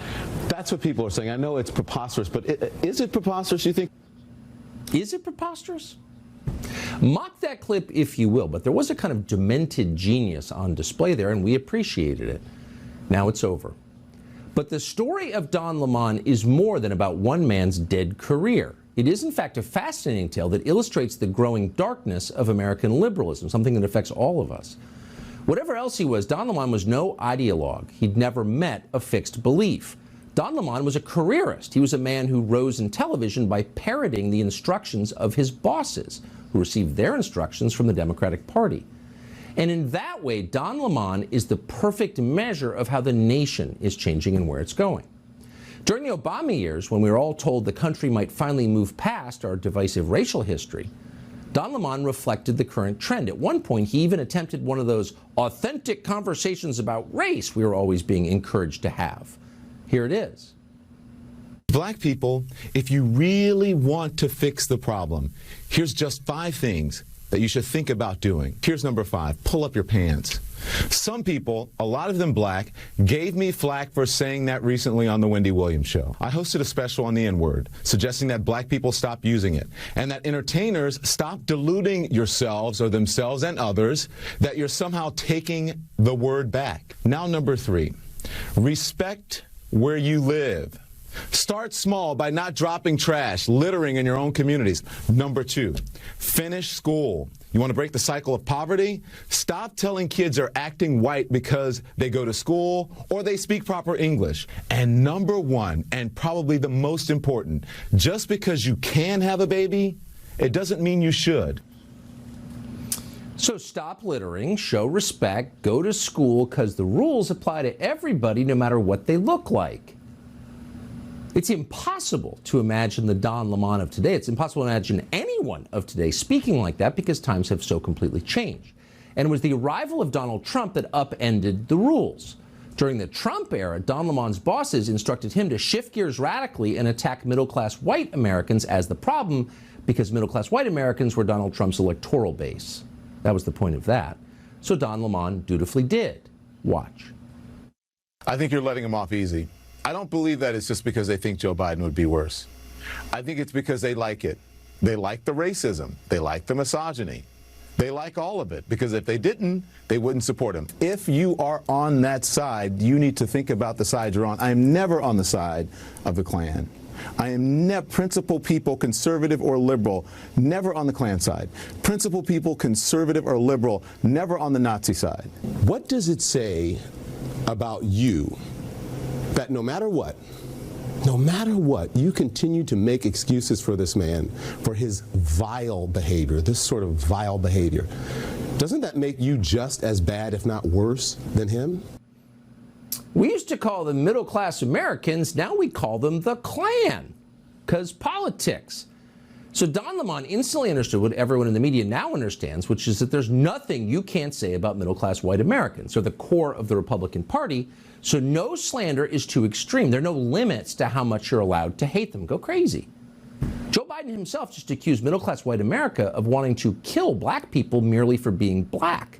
They're murderers, explained the President of the United States. Pure terror to systematically undermine hard-fought civil rights. Innocent men, women, children hung by a noose from trees, bodies burned, drowned, castrated, lynched for simply being black. Nothing more. With white crowds, white families gathered to celebrate the spectacle, taking pictures of the bodies and mailing them as postcards.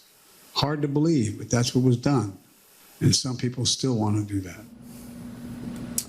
So Don Lemon saw all this and much, much more like it, and he thought he understood the new rules. White Republicans are bad, attack them relentlessly. But because nuance has never been his strength, Mr. Lemon missed one essential distinction. White middle-class voters are bad because they comprise the majority of the Republican electorate. But white elites are good. They're Nancy Pelosi. They're on our side. and upper-income, college-educated liberal white women are best of all since they are the Democratic base. You see how that works?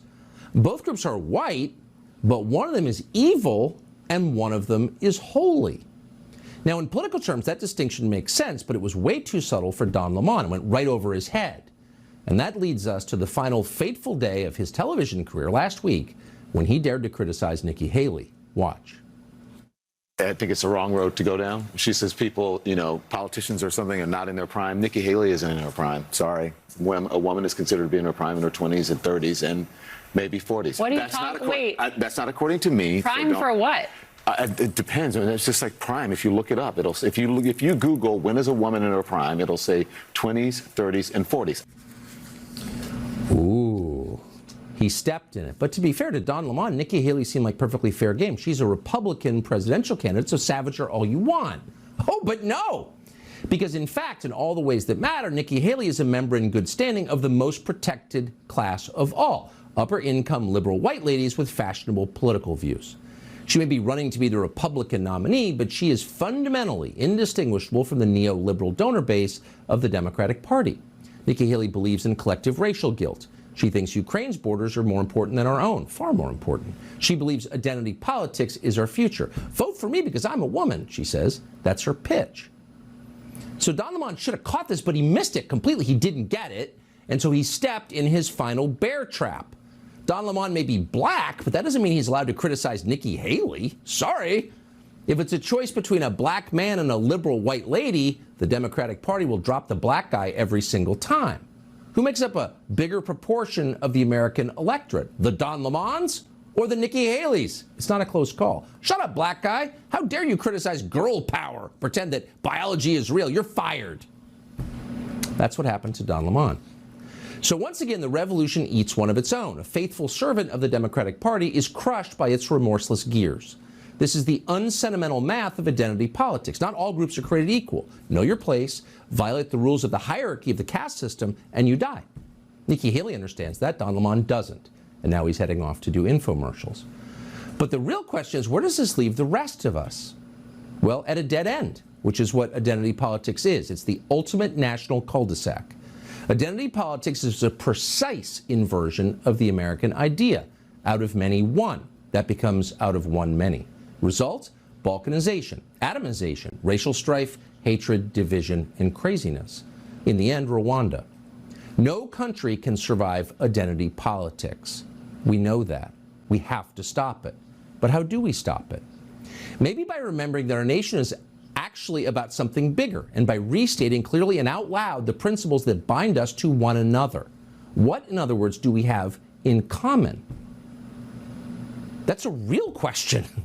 In fact, that's a question we can't avoid if we want to continue. And that's a question that entrepreneur Vivek Ramaswamy has spent a great deal of time thinking about through 2 books, as well as in his latest venture, which he joins us tonight to tell us about. Vivek, thanks so much for coming on. Thank you, Tucker. So it does seem like Don Lemon, just a cable host, but this is a perfect illustration of where identity politics wind up when you stray from universal principles that bind us all under the same rules. Exactly. I mean, we are in the middle of this national identity crisis, Tucker, where we have celebrated our diversity and our differences for so long that we forgot all of the ways we're really just the same as Americans, bound by a common set of ideals that set this nation into motion 250 years ago. And that's why I'm proud to say tonight that I am running for United States president to revive those ideals in this country, those basic rules of the road. Meritocracy, the idea that you get ahead in this country not on the color of your skin, but on the content of your character. The idea that you are allowed to speak freely, yes, to be wrong sometimes, as long as your neighbor gets the same courtesy in return. The idea that the people who we elect to run the government, by the way, are the people who actually run the government. Basic rules of the road. These are the things that bind us together. You and I have different shades of melanin, and you know what I say? So what? That's not beautiful. That is not our strength. Our diversity is meaningless if there's nothing greater that binds us together across that diversity. And the reason that I'm running for president is to revive those ideals. And I believe deep in my bones they still exist, that most Americans still believe in them, but we need to rediscover that. And the only way we can do it is by start talking openly again. So I'm not going to ask you any political questions because given my calls in the midterms, I don't understand American politics. So I'm not going to ask you what you do in Iowa or whatever. Other people can do that. Give us the bullet points of what you're going to tell audiences as you embark from here on this campaign. I think we need to put merit back into America in every sphere of our lives. I mean, merit in who gets into this country. Let's start with that, okay? I think more people like my parents can be a good thing for this country. But people whose first act of entering this country as a law-breaking one, we should say a hard no to that. Not just who gets in, but also who gets ahead. Decimating affirmative action. It has been a national cancer. One of my top priorities will be to end affirmative action in every sphere of American life.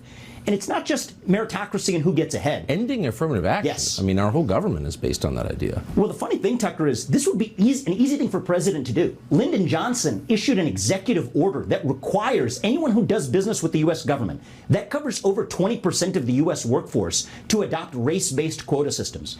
Any Republican president since Lyndon Johnson could have taken a pen and crossed that out. We haven't done it yet.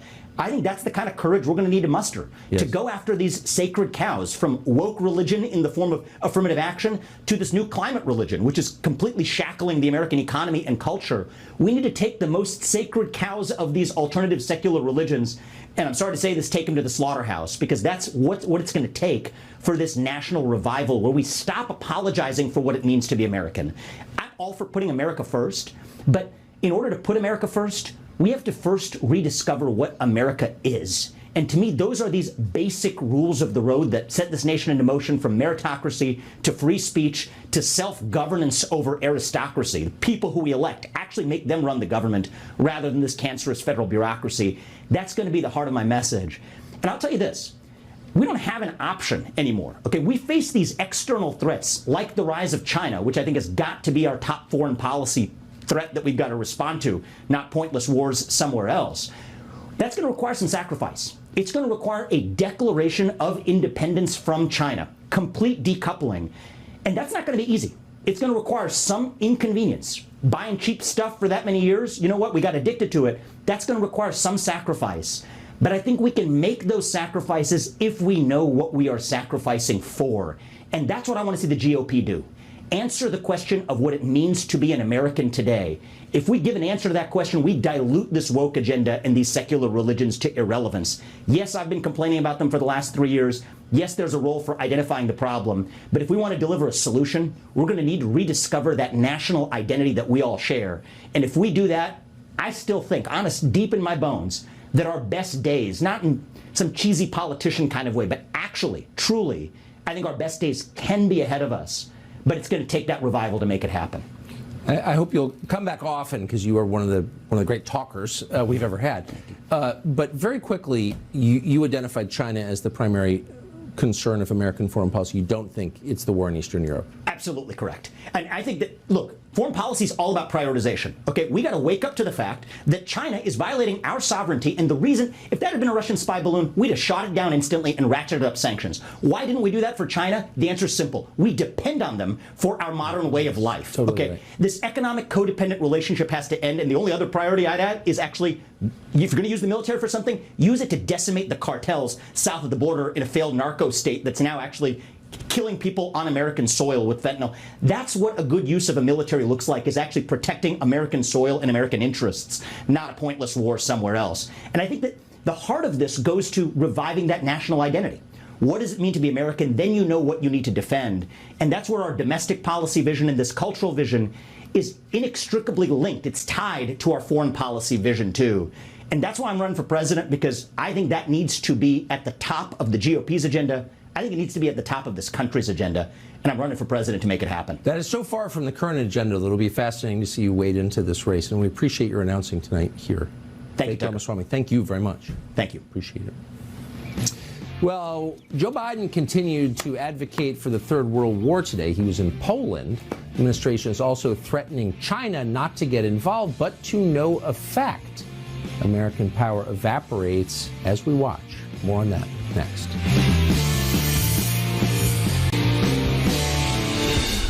So the Biden administration in 2 years has accomplished the nightmare scenario that generations of American statesmen and diplomats and others who cared about the United States have worked late into the night to avoid. The Biden administration, through recklessness and self-destructive behavior, has united China and Russia into an alliance against the United States, an alliance that's more powerful than the United States. True lunacy. Biden is now considering even more sanctions on Russia because that has worked so well. Another completely counterproductive policy that's achieved nothing in our interest. Today in Poland, Biden made it clear he's not interested in ending the war. Watch. President Putin's craven lust for land and power will fail, and the Ukrainian people's love for their country will prevail. A dictator bent on rebuilding an empire will never be able to ease the people's love of liberty. Brutality will never grind down the will of the free, and Ukraine will never be a victory for Russia. Never. It's also stupid and dishonest, and you feel sorry for people around the world who are so limited in the news they can consume that they would believe anything that Joe Biden just said. In Russia, it's pretty clear that the goal of the Biden administration is not to get Russia out of Ukraine. That might be a good goal. It's to overthrow the government of Russia. So it's existential for them. And they've decided to suspend their last nuclear weapons pact with the United States. Watch. What's important is that our relations have degraded. The responsibility for that is fully on the United States. They can't be silly people. They want to deliver us a strategic defeat while crawling into our strategic nuclear objectives. Regarding this, I have to say that Russia suspends its participation in the New START treaty. This is all happening in slow motion, but at the same time very quickly, and it could affect the world. That's not an overstatement. It could affect your family. Chris Miller is the former acting Secretary of Defense, the author of Soldier Secretary. He joins us tonight. Mr. Miller, thank you so much for coming on. Forging an alliance between Russia and China seems like the end of American power in a lot of the world, and a massive new threat that dwarfs anything Putin has ever done in Ukraine. Why would they allow this to happen? Do they want this to happen? What's the thinking? Do you know? Tucker, first, I have to go there. Vivek just announced that he's going to run for president. Did I hear that right in the last segment? He did, yes. That's just amazing. So I'm literally second fiddle. But, you know, he basically gave, I thought, a great foreign policy laydown for where we should be going forward on this. Your question, though, I got to tell you, you know, the president, I'm going to give him props for, you know, his speechwriters gave a pretty good speech. And, you know, I look forward to him coming back to the United States and going out to Palestine, Ohio, or going down on the border and saying the same sort of things. That's irony, Tucker. You know that because I'm Generation X and I'm like a Letterman guy, right? So my point simply is we spend $1 trillion a year on national defense. And my point from my book is, holy cow, that we have to look at this differently. And we need to bring that money home and spend it on things here in America to make America stronger. Your point about China and Russia is so valid. I'll be a little bit counterfactual on you, or a little bit iconoclastic. I think Chairman Xi and the Chinese Communist Party are laughing all the way to the bank right now as they play us again. Well, sure, but you know, military and economic alliances are going to affect our economy. I mean, you got to think China's primary goal is to make money, right? I mean, it's a business/government, and if China and Russia are allied, Russia providing the raw materials, I mean, this just makes the Chinese trade bloc much bigger and us much weaker, does it not? Yeah, with the 2,500-mile border between China and Russia, and with Russia focused on Ukraine to the west right now, I got to think the Chinese Communist Party is just licking their lips going, we couldn't ask for better, because you know as well as I do, they have serious limitations on their natural resources, and it all lies to the north. So, you know, it's a little bit of an off-the-wall answer, but I think the Chinese are playing the long game. You know, we as you highlight so much on your show, is we have this short view, and we need, and frankly, Vivek said the same thing. You know, we have to look long term, and I think the Chinese probably are playing us both pretty well. Of course they are, as always, and we're letting them. Chris Miller, thank you so much for joining us tonight. Thanks for having me, Tucker. Really important issues. Thanks for the hard-hitting journalism you're doing. Thank you. So Joe Biden and, by the way, the rest of official Washington completely focused on Ukraine, their little petri dish where they're going to create utopia but are instead creating hell. Meanwhile, our country, well, Sadness breaking out all over, particularly in East Palestine, Ohio, where the health of the people who are living there appears to be getting significantly worse, despite the fact there's no poison in East Palestine. Some are saying they're coughing up blood. We'll talk to them after the break. Louis J. Gomez, really an insightful guy. That conversation on Fox Nation right now. So Joe Biden's Department of Justice has been running down Christians, people who dare to pray at abortion clinics, and anyone else who dissents from the program. But they're refusing even to comment on the following story, and here it is. During the last midterm campaign, the Air Force released the service records of 2 Republican members of Congress to a research firm linked to the Democratic Party. The Air Force did that. Apparently, the research firm lied and claimed to be conducting an employment background check on the members of Congress. Records belonging to several other people were also compromised. The 2 members affected by this breach are Zach Nunn of Iowa and Don Bacon of Nebraska. Congressman Don Bacon joins us tonight. Congressman, thank you so much for coming on. If the United States military at any level participates in politics, that seems like a crime. What kind of clarity are you getting from the Pentagon on this story? Well, I talked to the Secretary of the Air Force, and he said it was done by accident, that they were deceived, that this company acted like they were doing this on our behalf, had our Social Security number illegally, other personal identifying information. And so the Air Force mid-level manager that got this thought they were doing it on my behalf. And there was a total, Tucker, of 11 Air Force folks that are either in Congress or candidates that this happened to. And so we were assured by the Secretary of the Air Force that they figured out what happened. They put fixes in place. They apologized. They took responsibility. The real culprit, though, is the Democrat campaign arm of the Congressional Campaign Committee, who paid $105,000 to a Democrat firm to get to do opposition research, and where they used our information illegally. And I think this is dirty politics for sure, but could be. I think it's very likely that's illegal. And all this data and all the evidence has been given now to the Attorney General. Are you allowed to steal people's Social Security numbers? That sounds like some kind of Nigerian phone scam to me. Like, where would they get your Social Security number? I do not know, and we're going to find out. We're going to do hearings in the Armed Services Committee and the Oversight Committee on this. But I want the Attorney General and the Department of Justice to take the evidence that the Air Force gave them. I hope they prosecute the individuals involved. But this is, I believe it is illegal, but we'll let the Attorney General look at it. Of course, we also have civil recourse here, too, to hold this Democrat organization responsible. But this started at the top with the Democratic Congressional Campaign Committee, otherwise known as the DCCC. I mean, I want to believe in the system. I assume by Attorney General you mean the Attorney General of the United States, Merrick Garland. I just have to ask you, do you have any hope at all? You're Republican members of Congress. He's the most partisan and, I would say, dishonest Attorney General in American history. Do you really think he's going to do anything about this? He better, because I think the evidence is pretty clear that our records were obtained illegally, deceptively, using our Social Security information, pretending to be us, requesting this information. But we're going to put a spotlight on how they handle this. And of course, we have other recourses for holding these people accountable through the civil courts. And by the way, some people were very much hurt by this. We know there was 11. One you didn't mention, Tucker, was Ruth Jennifer Green. She was a victim of this. And the Democrats released history of hers in the military where she was assaulted, and she wanted that kept privately.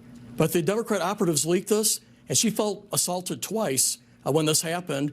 And I think it hurt her going down the stretch, going into November. She lost a very close race. I mean, people don't get better until they're punished for what they've done wrong. That's true of children and dogs and also of attorneys general. So, I hope you hold these people accountable. I really do. Congressman Don Bacon joining us tonight. Thank you. Thank you. Whatever you think of Donald Trump, when he's unleashed in a crowd of people, he's pretty unbelievable. If you haven't seen the tape of him ordering at McDonald's in East Palestine, treat yourself. He wows everyone in the room. Again, you don't have to love Trump to know he's really good at this, and it's real. I mean, he feels it. That's why he's so good at it. So he's a huge threat. But in a normal country, in a democracy, you would let voters decide whether they want him to run the country again. But no, partisan prosecutors at all levels, state and federal, are trying to prevent him from running for president again. Everyone knows this. No one ever says it, but it's true. It's happening. In Fulton County, Georgia, for example, prosecutors have a grand jury going, And they've put a self-described witch on it. This is the grand jury investigating Trump for election interference. In other words, for complaining about what was clearly an unfair election. Now, this person is called Emily Kors. She is the foreperson of the jury, and she posts online about different spells she can cast. CNN just interviewed her. How'd it go? We'll let you assess. Watch. It's not a short list. Not a short list. More, I mean, when it comes to 75 witnesses, like, it's not, I assume, of course, it's not 75 people. Would you characterize it as 20-ish people? I can't say I counted. Okay. More than a dozen, though, I think I'd heard you say in another interview? I believe so. I'd be interested to know. I'm sure we will hear more from him after after it all comes out. I will be happy as long as something happens. Yeah, just a jury of your peers, guaranteed by the Constitution. Charlie Hurt is the opinion editor of the Washington Times. He joins us now. I mean, I didn't even know this was allowed. I didn't know the foreperson, whatever that is allowed to do CNN interviews while the grand jury's still in panel, or doesn't this? What do you make of this? I'll stop. What's your take on this? And she was picked by the other jurors to be the foreperson. So I'd hate to see the rest of the juries. You know, this woman, she's a lunatic, obviously, as you point out. But she's, you know, this is kind of what you get with America on TikTok. This is, to her, this is all a big social media thing. And the fact that she's, and not to mention, of course, these things, you know, grand juries are supposed to be done in secret. She's obviously blown through all of that, but it does sort of raise all kinds of questions. Well, gee, what else is going on in secret if this is the sort of thing that you wind up with? But if nothing else, she's a poster child for why we should only allow people who have jobs and pay taxes sit on juries. And she's also a poster child for avoiding online dating. Well, that is absolutely true, and I'm not going to take the bait on that, Charlie. But let me just affirm my agreement with it. But really quick, big picture, what's going on here is Democrats are using the legal system to stop a presidential candidate from running for president. Now, you don't have to love Trump, or if you, it doesn't matter. If you believe in our system and wanted to continue, you should be outraged, hair on fire, angry about this. But no one's saying anything, so far as I can tell. Well, that's the real serious side of all of this. You know, she's ridiculous, and it's easy to make fun of her. But if you know, think about this. Think if this was an actual serious case, and think if you had actual serious adult prosecutors prosecuting a serious case, and you were the person that was facing your life in jail, and you looked up into the jury box and you saw this lunatic sitting in the jury box. These people make a mockery of everything we stand for. And I would argue, in a lot of ways, even more important than voting in this country is the concept of a jury of your peers. You can't be railroaded by a bunch of people who aren't like you, who don't come from your society. And the idea that you would have a grand jury with people like this on it makes a mockery of all of that. That's exactly right. I mean, that could be you. That is absolutely right. And I hope people think about that. Even people who don't like Trump, think about that. We're breaking too much. Charlie Hurt, thank you. Great to see you. So one of the scariest examples of disintegration is the collapse of safety standards in commercial aviation. And that is absolutely real. We're going to tell you a story after the break about equity's effect on safety. And it's scary, and hopefully people will wake up and do something about it. We'll be right back. Aska was born in 1974 in the tiny Caribbean nation of Antigua, and by every account, he was an outstanding person. Conrad was the leader of the family, said his brother. We all looked up to him. Aska was certainly a man of deep religious faith, and we know that because his final words in the second before his death were, quote, "Lord, you now have my soul." Imagine saying that as your final sentence. But his death is a scandal. The reason he died is a scandal, and many in the aviation industry know about it, but it is never mentioned in public. So we thought we would tell you because there are lessons in his death for all of us who travel commercially. In February of 2019, Aska was the first officer piloting an Amazon Prime cargo jet for a contractor called Atlas Air. They were flying a Boeing 767. as it approached Houston Airport, Aska assumed full control of the plane. Seconds later, while attempting to apply the speed brakes to land, Aska accidentally pressed a switch that put the plane into go-around mode, and that gave the plane an unexpected jolt of thrust. In response to this unexpected jolt, Aska panicked. Instead of checking his instruments to figure out what was going on, he pushed down hard on the control yoke. He pushed as hard as he could, and then the plane nosedived through the clouds and right into the water. The plane was obliterated on impact. It killed him, his co-pilot, and another pilot who was just hitching a ride. So it was obvious from those facts alone that Conrad Aska, decent man though he was, should not have been in control of an airplane. And his personnel records confirm that strongly. Before he started flying 767s for Amazon and Atlas Air, he had been a pilot for 7 different airlines, including Mesa Airlines. Several instructors at Mesa reported that Aska was often overwhelmed in the cockpit, as he was on the day he died. One pilot later told the NTSB that in emergencies, Aska, quote, became extremely anxious and would start pushing a lot of buttons without thinking about what he was pushing, just to be doing something. To be clear, for a pilot, that can be deadly, and it was. Atlas Air says it was not aware of any of this when it hired Aska. But once he arrived at Atlas Air, Aska was so deficient in the simulator that all pilots have to train on that the company had to restart simulator training just for him. All of his other classmates had graduated. Predictably, in its final report into the Atlas Air crash, the NTSB cited as a cause of the deadly crash the, quote, systemic deficiencies in the aviation industry's selection and performance measurement practices, which failed to address the first officer's aptitude-related deficiencies and maladaptive stress response. By the way, those are things that all airlines and the military screen for and have since aviation began. And Aska's family, who lost their son and husband and brother, knew that. And so they have gone on to file several lawsuits against Atlas Air and Amazon for gross negligence, specifically for putting this man in the cockpit despite his obvious inability to fly an airplane. So why was he flying an airplane? Well, in his specific case, we do not have a definitive answer, but it seems pretty obvious.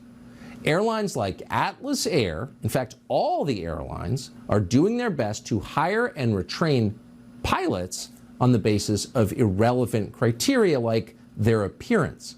And your appearance, to restate, has nothing to do with your ability to fly an airplane or perform heart surgery or do anything. It's immaterial. But on their websites, both Amazon and Atlas Air explain that, quote, diversity is paramount in everything they do.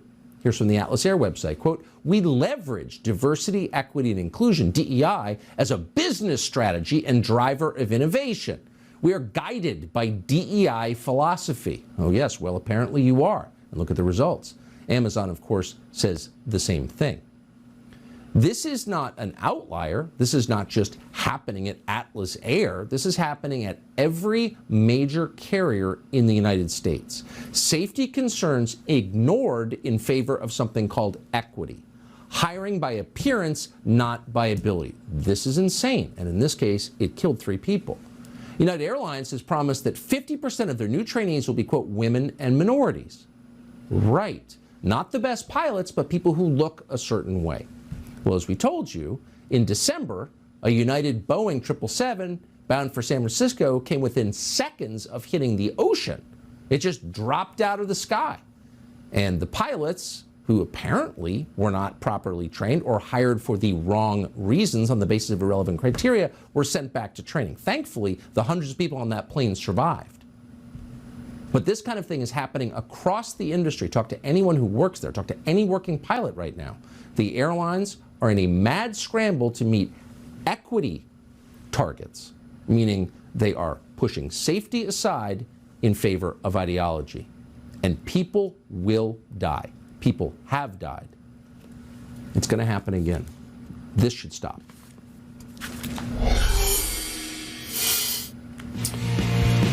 Well, you're hearing a lot about people who transition, but what about people who detransition, who submitted to gender transition, to sexual mutilation, to take hormone distorting drugs and then came back. What was the experience like? Why did they do it in the first place, and what did they learn? We'll talk to someone who went through it right after the break.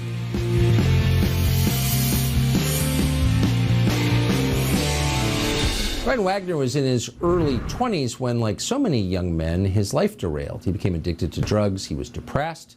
He also watched a lot of porn, and porn gave him the idea that he might, in fact, be a woman. So he consulted doctors, and very quickly they put him on estrogen, and that made his problems much worse. Brian Wagner no longer believes what his doctors told him. He does not identify as female. He is back to how he was born, a man, and he joins us tonight to explain what he went through. Brian, thank you so much for coming on tonight. If you could just sum up the experience, I'm sure this is a 3-hour-long conversation, but if you could sum up the experience, the amazing experience you had, how would you describe it?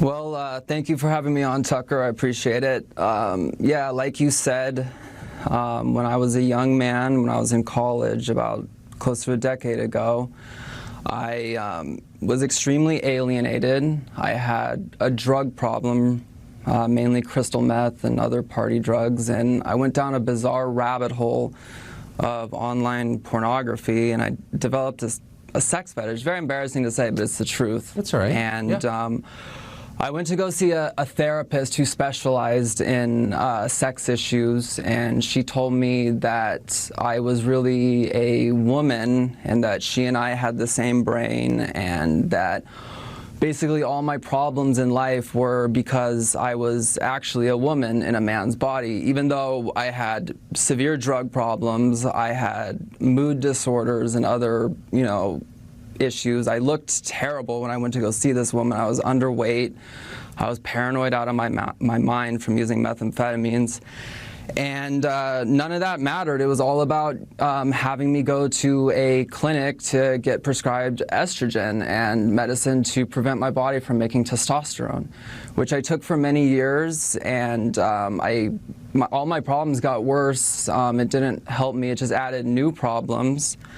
And I just feel like the therapist I went to go see was an activist who just so happened to practice therapy too. And here in California, there's really nothing to protect people from it. Now it's even more, quite frankly, crazy. It's you can just go into one of these informed consent clinics and you don't even need a therapist's letter anymore. And it's completely patient-led. It's the only form of medicine that's patient-led. So I just advocate for better safeguarding and high-quality assessments, because I want to help everyone, whether you're detrans or transgender. I want everyone to have good health care and everyone to be protected.